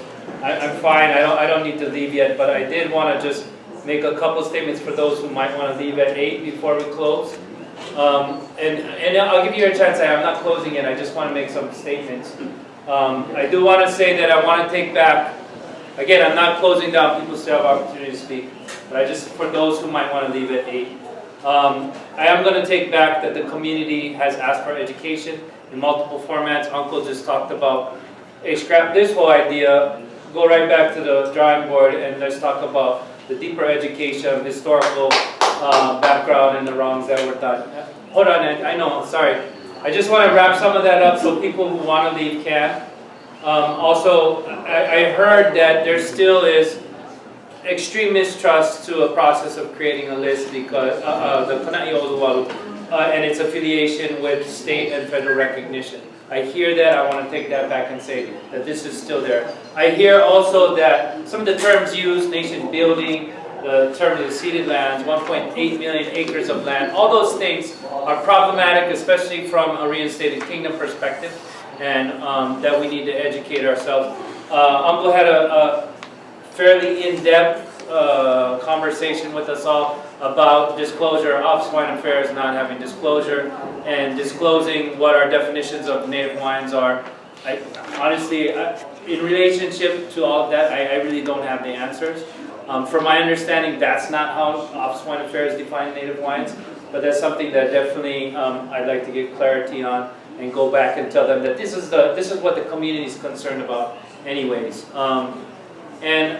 And overall, again, one of the asks was that definitely just OHA just get out of here because the community doesn't really want us here because we're getting in the way of the process of self-determination from there. So just, and we can continue the conversation now. I just want to say, so far, that's what I've heard from the community. And I know somebody was taking notes the whole time. Kawi was taking notes, so we have more, and we have film, so we have more in-depth information on what we're going to take back. But just from my overview of what we've been talking about, I want to say I've got those big points that I want to take back to our leadership there. And again, if any of you have to leave, I want to thank you. But for those who want to continue making statements, yes.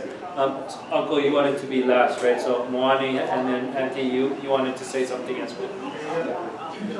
And then over here, right, sorry, but. You know, as you can see, and as you're going to take back to OHA, there's a lot of discomfort about what's been going on. Myself and Skip Ioane attended last weekend a meeting in Oahu, the 4th meeting that OHA has had relating to nation building. We were the ones from this area that went. You know, one of the things that you haven't mentioned and that no one else has brought up is the fact that the Office of Hawaiian Affairs has pushed for an election when? Kaloa? May? No, May 1st is the Kana'i Right, okay, then the election is in September. Right. You know, as you can tell by the mana'o that's been shared, You know, our people have a lot of questions about what's going on. They have a lot of questions about nation building. They have a number of questions relating to a historical perspective of what has happened to our people. A group of us that were at this meeting last week came out and it was voted upon by the group at large. That statement was signed by over 50, 60 people that were there attending that gathering. Now, number one, we said this election should be held off for at least 2 years so that our people can be educated throughout these islands about the different kinds of nationhood, historically and otherwise.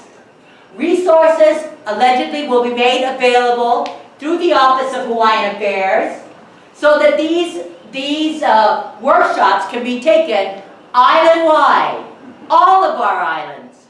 There is no way we can have an election in a few months when people are not only confused, but most of our population, and I'm not just talking about the people in here in this room, but I'm talking about our people out there in the community, have no understanding about the different models of nationhood, whether it be international, state, or you know, all of, from a historical perspective, or relating to our constitutions before 1893.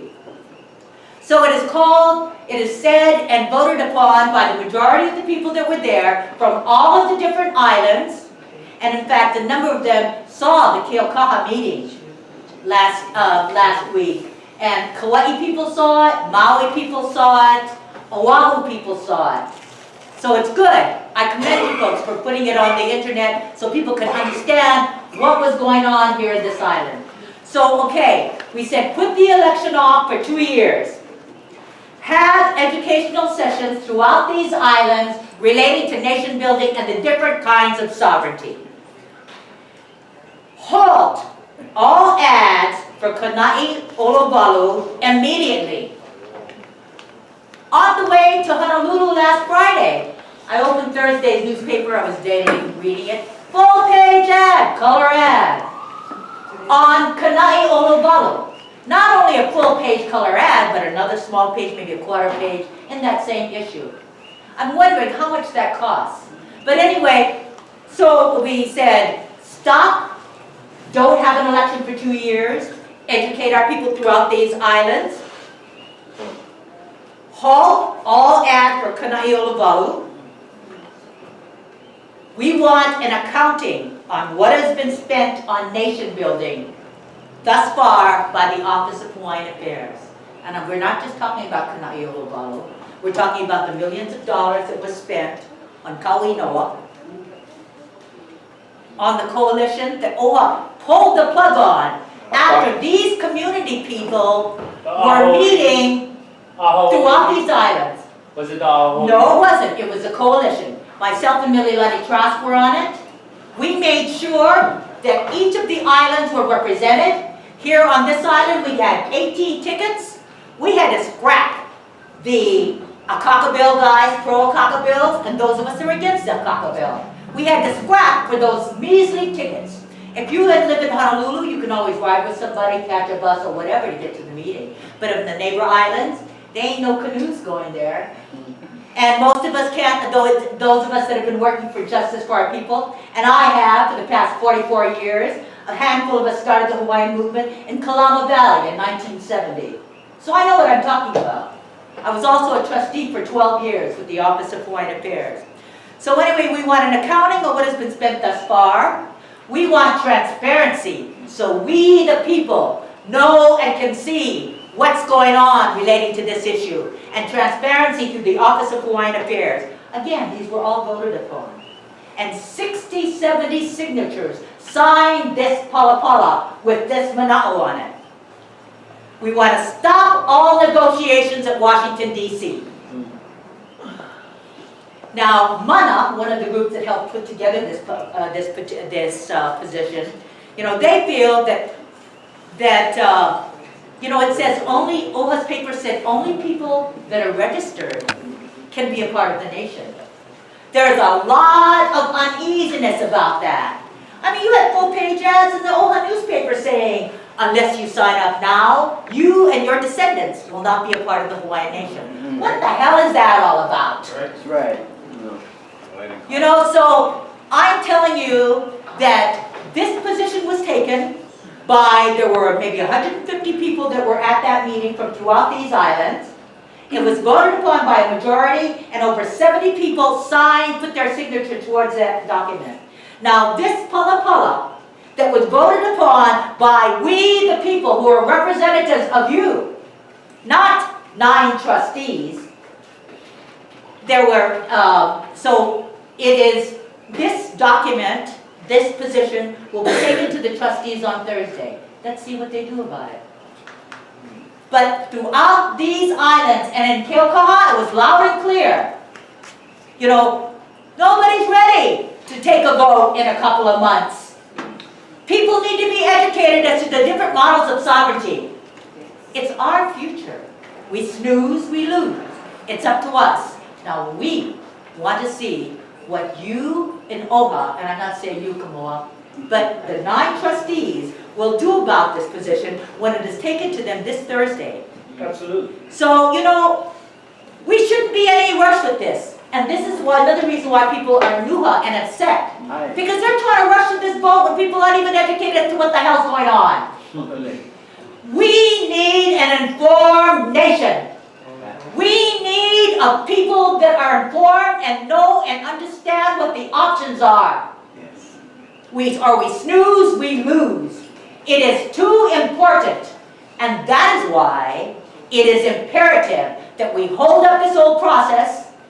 Skippy left, but he was there and he's my witness. And, you know, I'm sure you may have heard about it as well. Absolutely. But, you know, I'm hoping that this room will take a position to back up the manao that I shared, so that we also, here in Hilo, that aren't lucky enough to go to the meeting in Honolulu, can take a position and say, halt this process, halt these fancy ads, slow down, OHA, give us a couple of years and the resources so that we can educate our people all over these islands.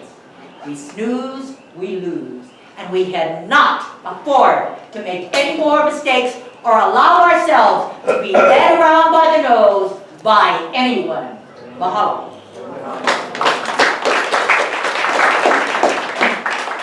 I know there was Auntie, and then you, and there may be other. Come on. Sorry, yes. And, you know, may we, is there a possibility we can, you know, that with the support of the people that are here, you know, we could possibly take a position to back up this manao that was shared at the last meeting. I'll throw that out to the group for you, Auntie. And before I do, I want to reiterate something that goes to that.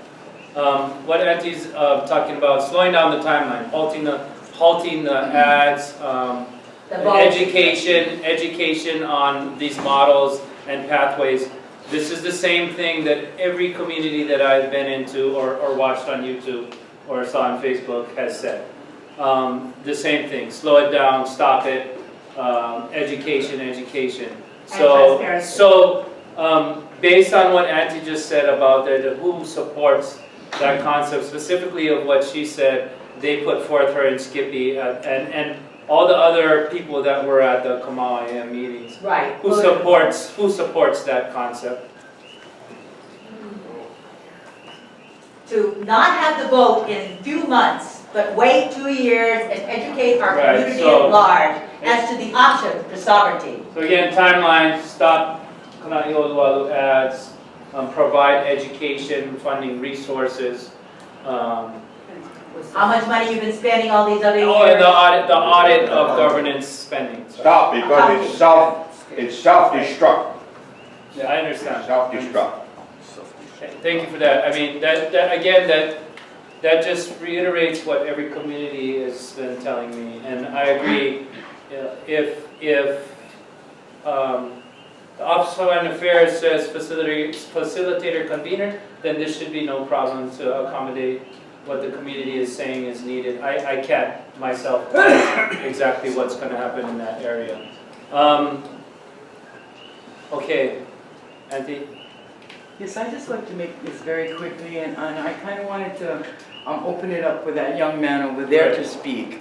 I just wanted you to know that I had found out that the United States of America was found guilty of genociding a state, and that was Grenada, and no nation could penalize them or put them to that judgment. They were guilty, and they are the only nation. So I just wanted you to know this before you even think that that United States is going to be there for us. And with that in mind, I just wanted to say that we need to unite to make a better future for our great-great-grandchildren and more. And please allow this young man to Absolutely. speak. Thank you very much. I'll be quick because Auntie pretty much said everything I had to say right there, yeah? So if we can get out of this meeting with the consensus being that we don't want no deadlines, get rid of the deadlines, educate us, yeah? And be transparent. I think this is a success. Yeah, we had a lot of conflict here, but that's the one all that got to come out from the people, from the OPO, from everybody. So she said everything right there, and we all raised our hands, so I'm very happy with that. So you know, that kind of answers the question of what is the role of OHA in all of this. You have to facilitate, and that is exactly the kind of role OHA should be taking. Yeah, drop all the propaganda, drop all the fancy graphics, drop all that stuff. Yeah, stick to the truth. If we can start this nation on truth and honesty amongst each other, that's what we gotta do. That's how we started. All the hidden agendas in any form. Right. Transparency. Yes, is the key. That's it. I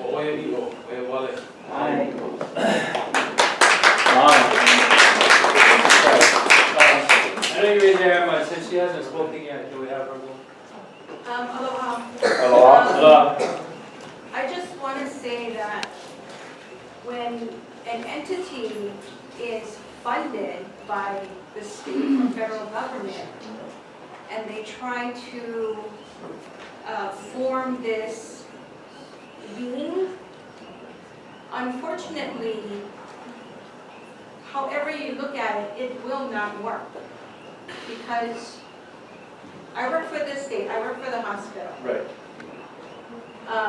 You have to follow their mandated policies, procedures, guidelines. So unfortunately, when you are funded by these entities, there's no transparency. There never will be. Yes. Never. You know, I'm a supervisor in there. What I look out for is the people of Hawaii. Do I follow the rules and regulations? To some extent, yes. I have to. But let me just tell you that their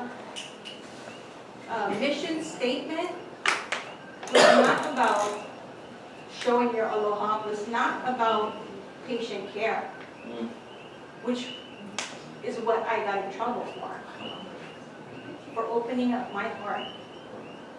So for that reason in itself, I will not sign up for Kanan'olua. I have not signed up for Kauinoa until they can take a stance on saying, you know, we totally are disengage ourselves from the government, which I know you can't.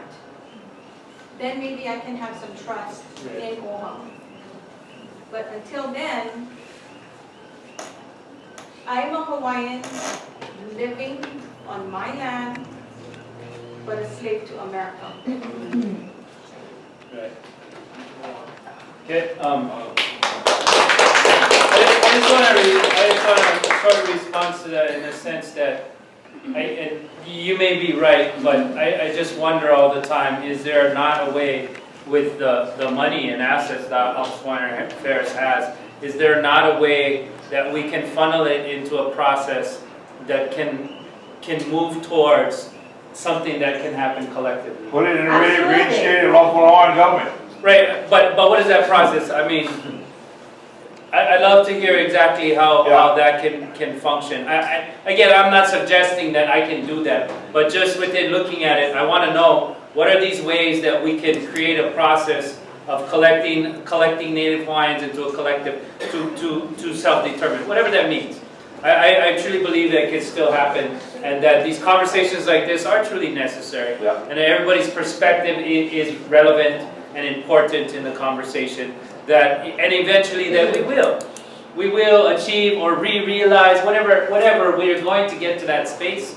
We have to keep pushing forward, and so I really like to hear everybody's perspective on what is the potential, because I mean I understand that the manawa of OHA just go away, and okay, I get that, but yet we're not getting any closer to this particular thing, and if those assets and resources can be utilized to get us closer to that, I feel like we should do that. Let me share with everybody. The reinstated lawful Hawaiian government has not touched one red penny of OHA's money. We're offered, but we're also wise. We're also wise. You cannot take other people's money and take care of just one. I take your money, take your money, take your money, yours. I can use it any way I want because it's yours. Doesn't belong to another entity. This is why we have not touched one penny. Even when we were building Kauna, before we became the reinstated lawful Hawaiian government, we were offered $250,000 right now. We said no. Because of conflict of interest. That's all they needed, just that one crap. This is why nobody, not even the federal government, could budge the reinstated lawful Hawaiian government. Because of this, we stay focused. By the people, for the people, of the people. The people speak. The people is the government. This is why we haven't touched one red penny. We're offered, thank you, but no thank you. Alright, sorry.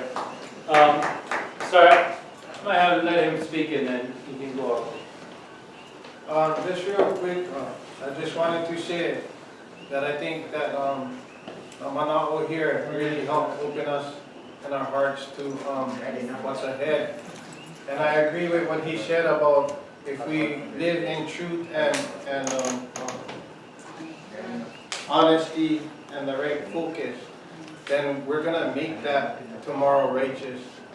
So I just encourage that all of us grow in Hawaiian, in the language, in the strength of our history, and really believe. Because if you believe, if we all believe in one heart, then tomorrow's gonna be really beautiful.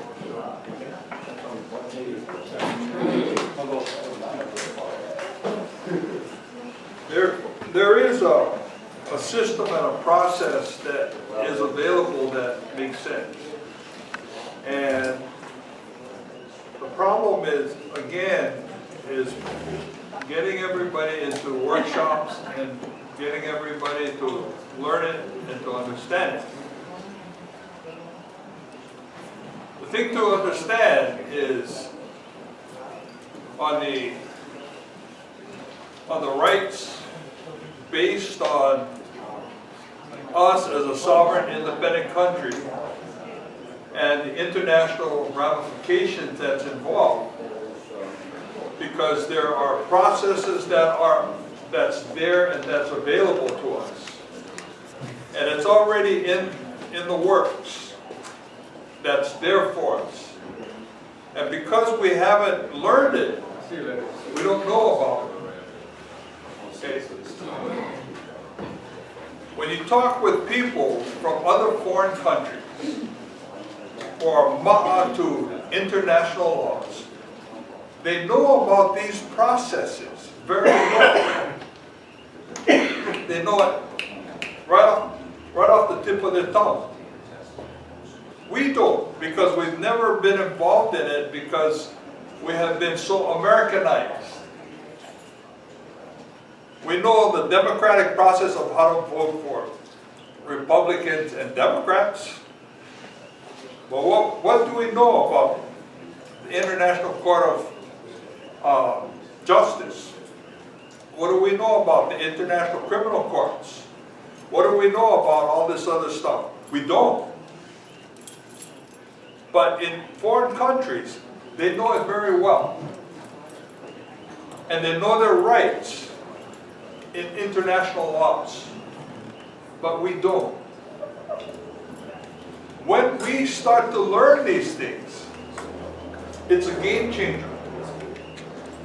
Okay? Because what's happening, I'll give you a good example. The terminologies of ceded lands. We need to get that straight. That's a perpetuation of a lie. Hawaii was never ever ceded over to the United States. So why is it that the Office of Hawaiian Affairs always uses the term ceded lands? Because the term ceded comes from the term of cessions, when there was a treaty transferring lands over from one country to the next, whether it was as a result of conquest or not. That never happened here in Hawaii.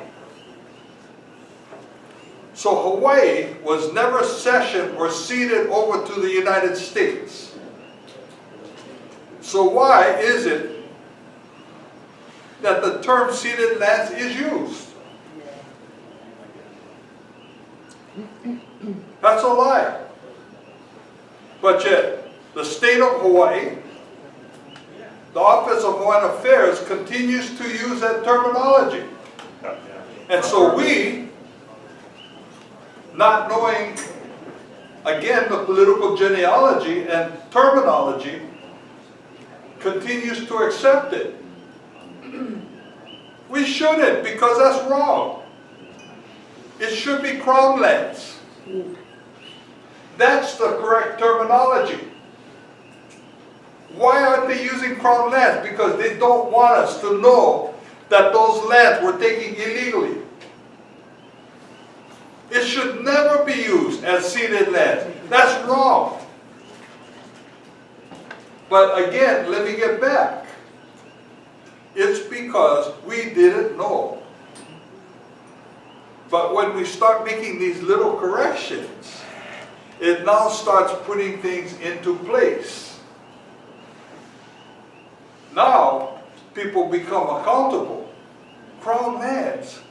Oh, how is it that the state get crown lands?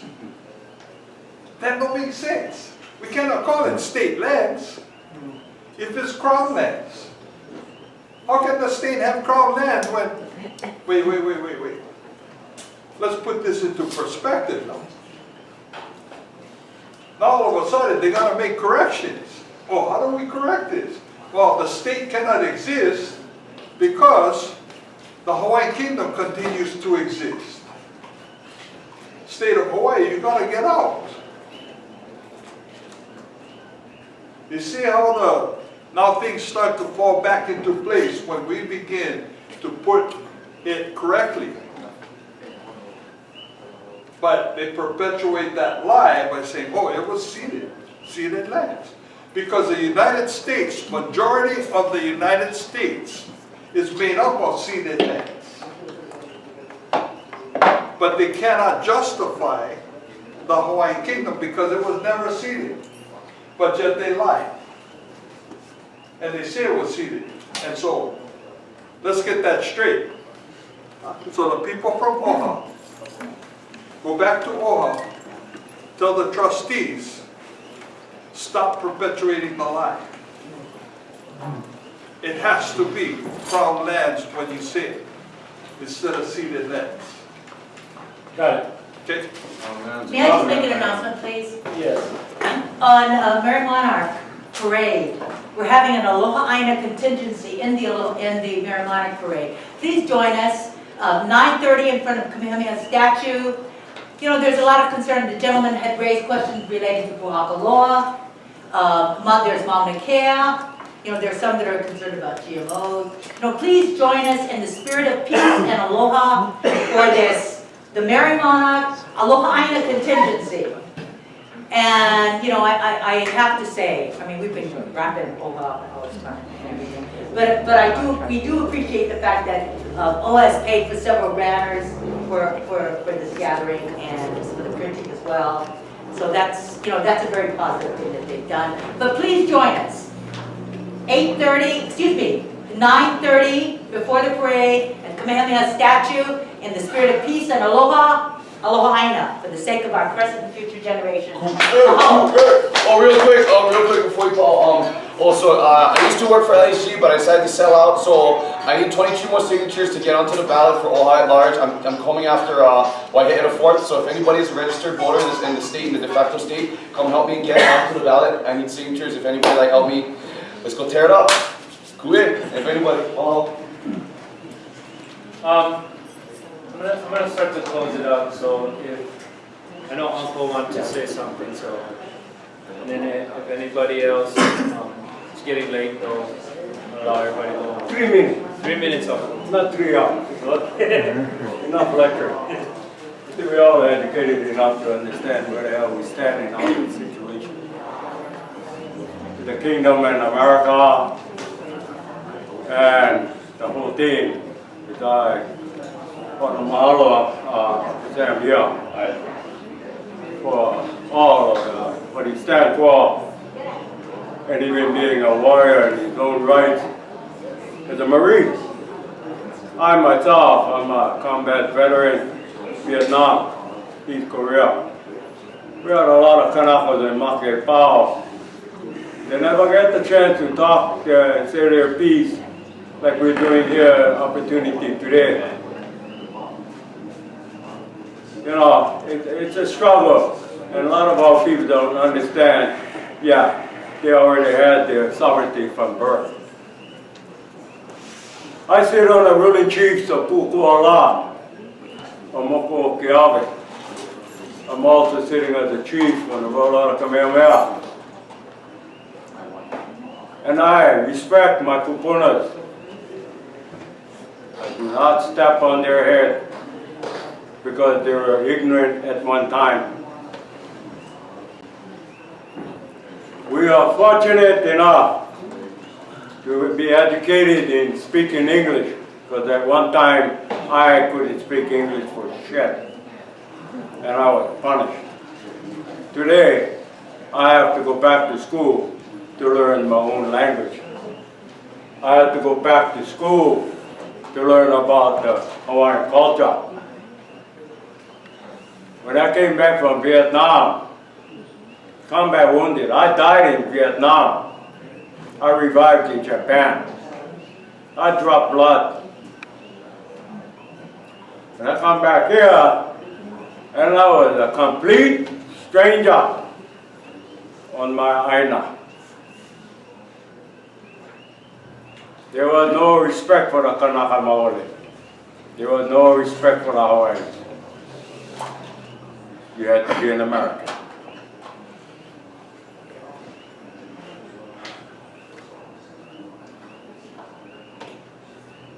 Even to get a damn job.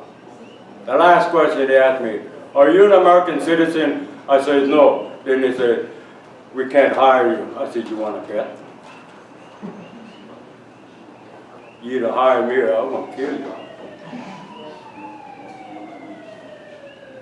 You're on my Aina. I don't like playing grab ass. I don't like to kiss anybody's ass. But let me tell you something. I'm a tough Kanaka. Right over there, boy. I don't like to be pushed around, stepped on, ridiculed, called stupid, lazy, idiot. uneducated. That's why I went to school. Because my parents told me go to school and learn. And learn to speak English. Because in my house, or little Hawaii, well, you don't eat. Hana kalima, or you don't eat. Pa kawaha, shut up, show respect, or get one slap. Discipline was demanded by my family, my kupuna. We never answer back. Not like today's kids. Facebook. Boy, they tell the world what the hell going on in their house. No. We never had telephone. We never had car. We walked to school. We take our own lunch. We never like they never had lunch in school anyhow. But my parents put up with all that crap. My dad was drafted into the army. He was in Guadalcanal, World War II. I was drafted to Vietnam. And in Vietnam, when they told me, "You're an American?" I said, "No, I'm Hawaiian." They said, "Then what the hell are you doing here?" I was ashamed. I couldn't shoot the guy. We smiled, we laughed, he cut my hair. The next morning we got up, we had a firefight that night. I found him on the fence.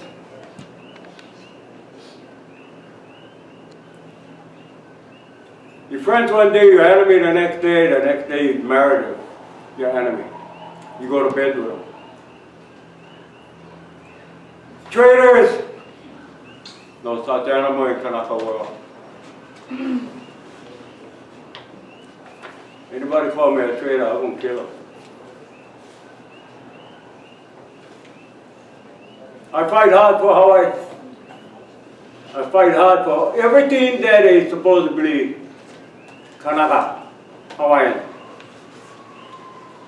Today I'm the genealogist to my ohana, Kawawa Nui Mahi,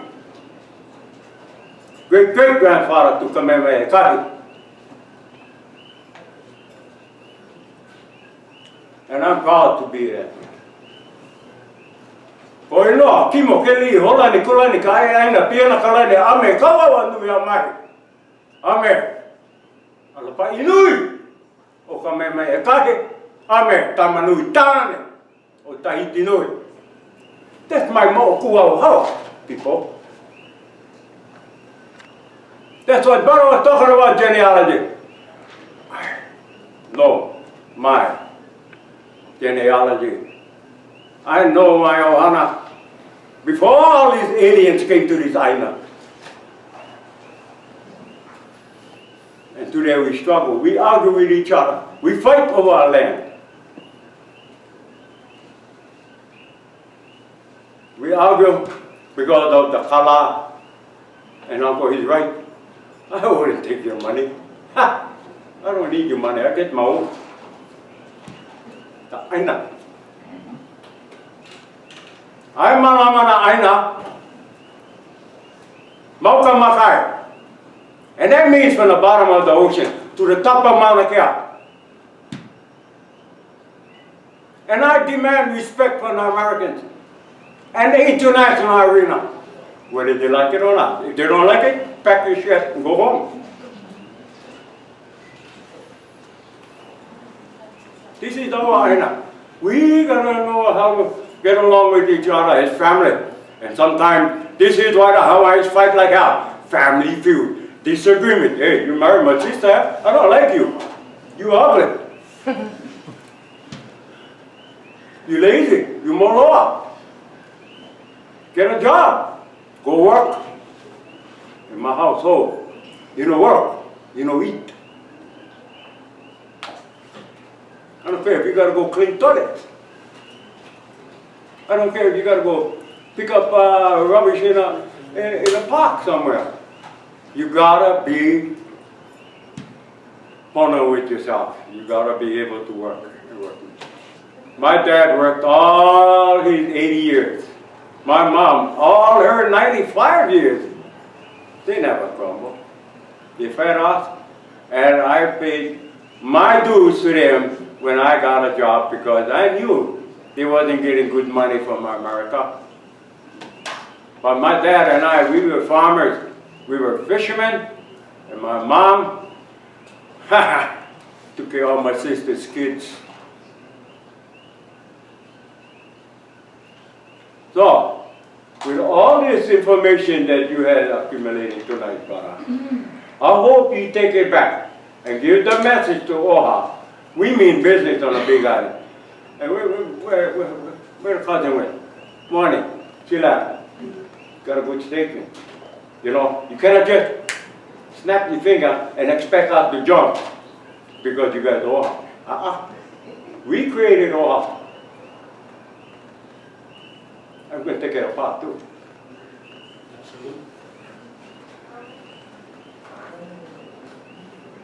That includes the role of commission. Take that message back. What you learn from Hawaii, we get the final say in everything. That even includes the President of the United States of America, Obama. Without our voice, he wouldn't have made president. Guaranteed. But I'm glad that local board Puno made it. That's why all the rest of the states are pissed off with us. Because Hawaii is kicking ass. In everything, education, science, and everything. You can't beat Hawaii. Hawaii has sacrificed its life, its islands, and everything. It's just thing, we don't want them to come over here and think they can buy our island like they bought Lanai. And there's another island over there, way up there in Niihau. And about like buy one more island, you better stop it. I don't care how much money you make. Don't come over here and buy off our island. Where the hell was OHA when these guys go buy Lanai? Or the government. Yeah, buy them. Save the people, save them. But shame on our leaders to sell our island. Not right. And we don't have no voice. You know, I tell you what, the people of Lanai are not too happy today.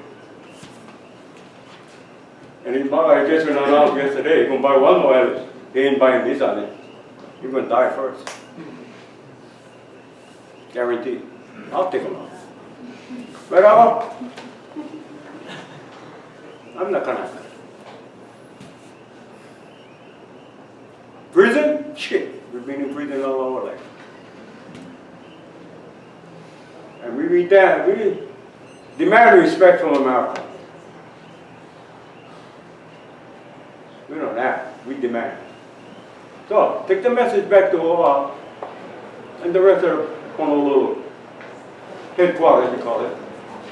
Now, our Mana'o stands. Yes. We rule. Mahalo. Mahalo.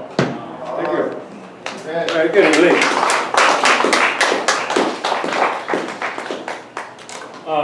I'd like to thank everybody for coming again. I got the message loud and clear on what Hawaii Island has been saying over and over again at the meetings. About timeline, about the role, stopping the role, and the mistrust to Liliʻuokalani, about more education, about terminology that is detrimental to reinstated kingdom people, and that process, how they view that as being Trojan horse, a lie, and detrimental to other possible models for reinstatement or nation building, whatever they want to call it. So I got that message strongly. I will take that back. I know there's still a meeting in Kohala, a meeting in Kona. What is it? Tomorrow? Yeah. Tomorrow? Tomorrow's in Kona. Tomorrow's in Kona. And then Kohala. Do we know the Kohala date? I don't know the date offhand, you should call my office. It's on the web page. Yeah. I might have something with it on But it. there's two in Kona, yeah, I think in Kona tomorrow and Kohala in Kona all the time. That's right. So opportunity for people to come voice their opinion again as well, to ask questions, to learn more about the process. I did want to say in closing, as far as the timeline, they are talking about extending the timeline. I don't know what that means. And they are talking about, because a lot of the different independent people who are fighting for independence, a lot of the different groups, I want to say, or kingdoms or nations, depending on how they label themselves, had asked that, or some of them want to participate in some process, but not if they have to sign up on Kana'i'olu'alu. So there has been some discussion about having some other type of list. And I understand from the conversation that may not make a difference. As long as Office of Hawaiian Affairs is involved with it, it might have the same complications to some people. So I do understand that, but I do want to let you know that they are talking about, is there a way, somebody, I think Kalekoa from Maui, I don't know if you guys know Kalekoa, but he had mentioned if they would allow people to sign their names next to the kupuna name on the Kue petition as a way of just creating a listing of wines. And I'm not suggesting that Office of Hawaiian Affairs is going to do that, but there has been discussion that that could be an alternative way or something like that might be utilized. Yeah, I think that's a good idea too. I don't know, again, I'm not promising you guys they're doing this. I'm just saying that there are discussions saying that listening to what the community is, they are talking about adjusting the timelines or reconsidering all of those things. They are talking about potentially having some alternative type of sign-up to participate in this process. And they are talking about how to develop those education materials that would talk about what the different models are, the pros, the cons, what it means to everyday life, how that affects us on individual levels. So again, I think that with all of the input coming from the community, especially the hard input, I still have some faith, and I understand those who oppose the involvement of the state and Office of Hawaiian Affairs, but I have some faith that this can move towards something that can get us to where we need to be. Yes? You still don't have a direction. I'm sorry? You still don't have a direction. As far as what? Myself? You talking about me personally? Let me speak to everybody about the direction we need to be going here. Okay, we live in an archipelagic state. We're in an archipelago. This is a country. We refer to it as an archipelagic state. It's a country. This is our basis. No, we're in the process of state building. We have a head of state, Liliʻuokalani. Her office of executive magistrate, she's the office of executive magistrate, this position is vacant. What we have to do is fill her position. For our government, Hawaiian Kingdom, Koha Ine Pa'aina, we have 3 positions. Office of Executive Magistrate, we have a Premier, and we have Minister of Interior. 3 positions, and we have our country back. The direction that we need to be going is normalization and resumption. Resumption of state-to-state diplomatic relations, not a tribal government to a state government, not any of this bullshit they're trying to government to government, that's bullshit. A state-to-state diplomatic relations. A resumption of our treaty, 1850 treaty. There's no annexation treaty. There's no authority for any of you. OHA, the state, all bullshit. American government, all crap. No treaty of annexation, no authority. 1850 treaty of friendship, of peace and navigation. A perpetual peace. This is the last, and this is our current treaty, 1850 treaty of peace. We also have a Postal Convention treaty and some other treaties. But normalization and resumption of these treaties, state-to-state diplomatic relations, this is the direction we're going. Anything else is wrong. We're going to be ended up as a tribe. That's all genocide. We will take you out before any of that stuff happens. We will not allow this crap. Normalization and resumption of state-to-state diplomatic relations with the United States. That's the only thing to get us out and get them out. And that's the end of our... But to get there, we need to have an election. A head of state, which is Liliʻuokalani's position, a premier, and a minister of interior. 3 positions. The rest are all appointed. All of our laws are on the books, all in black and white. our Constitution, our prescriptive rights, it's held in the statute laws. The statute laws give function to the Constitution. There's no statute laws for reinstated. They got no function to the government. We have no statute laws. That's right. We have There's no statute there's laws. no function to the Constitution. We need to get these things. They're already written. They're already in existence. We have 140 statute law books. 70 in Hawaiian, 70 in English. How much of it is applicable in I'm not gonna argue. 2014? How much of it? We got to update, right? We have it all. Okay, well, yeah, that's what the amended Constitution of 2000 is supposed to be for LHG. It's a working model, just like this. It's a working model that's contemporary. Because you know what? If you go straight back to 1841, you know what you just did? You took away rights to vote for women. Think about that. No, think about that. If you like go straight Civil Code, statutes. Section 16 Yeah, but we guarantees already know women's the rights. HRS is a 60% kingdom. 1841, 1842, Kingdom Constitution, right, brother? We agree on that?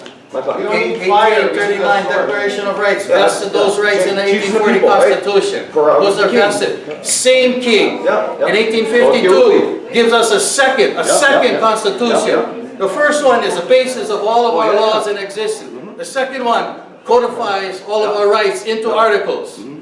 That's a very Lots one, right? Lots. that's 1852. Same king gave us second Constitution. I think that, I mean, I see there's differences in you guys' opinion. No, we disagree with each other. I know, We're agreeing. I don't know that this is the right can't tell platform when we agree. for you guys to argue that out. No, at we this agree point. completely. Yeah.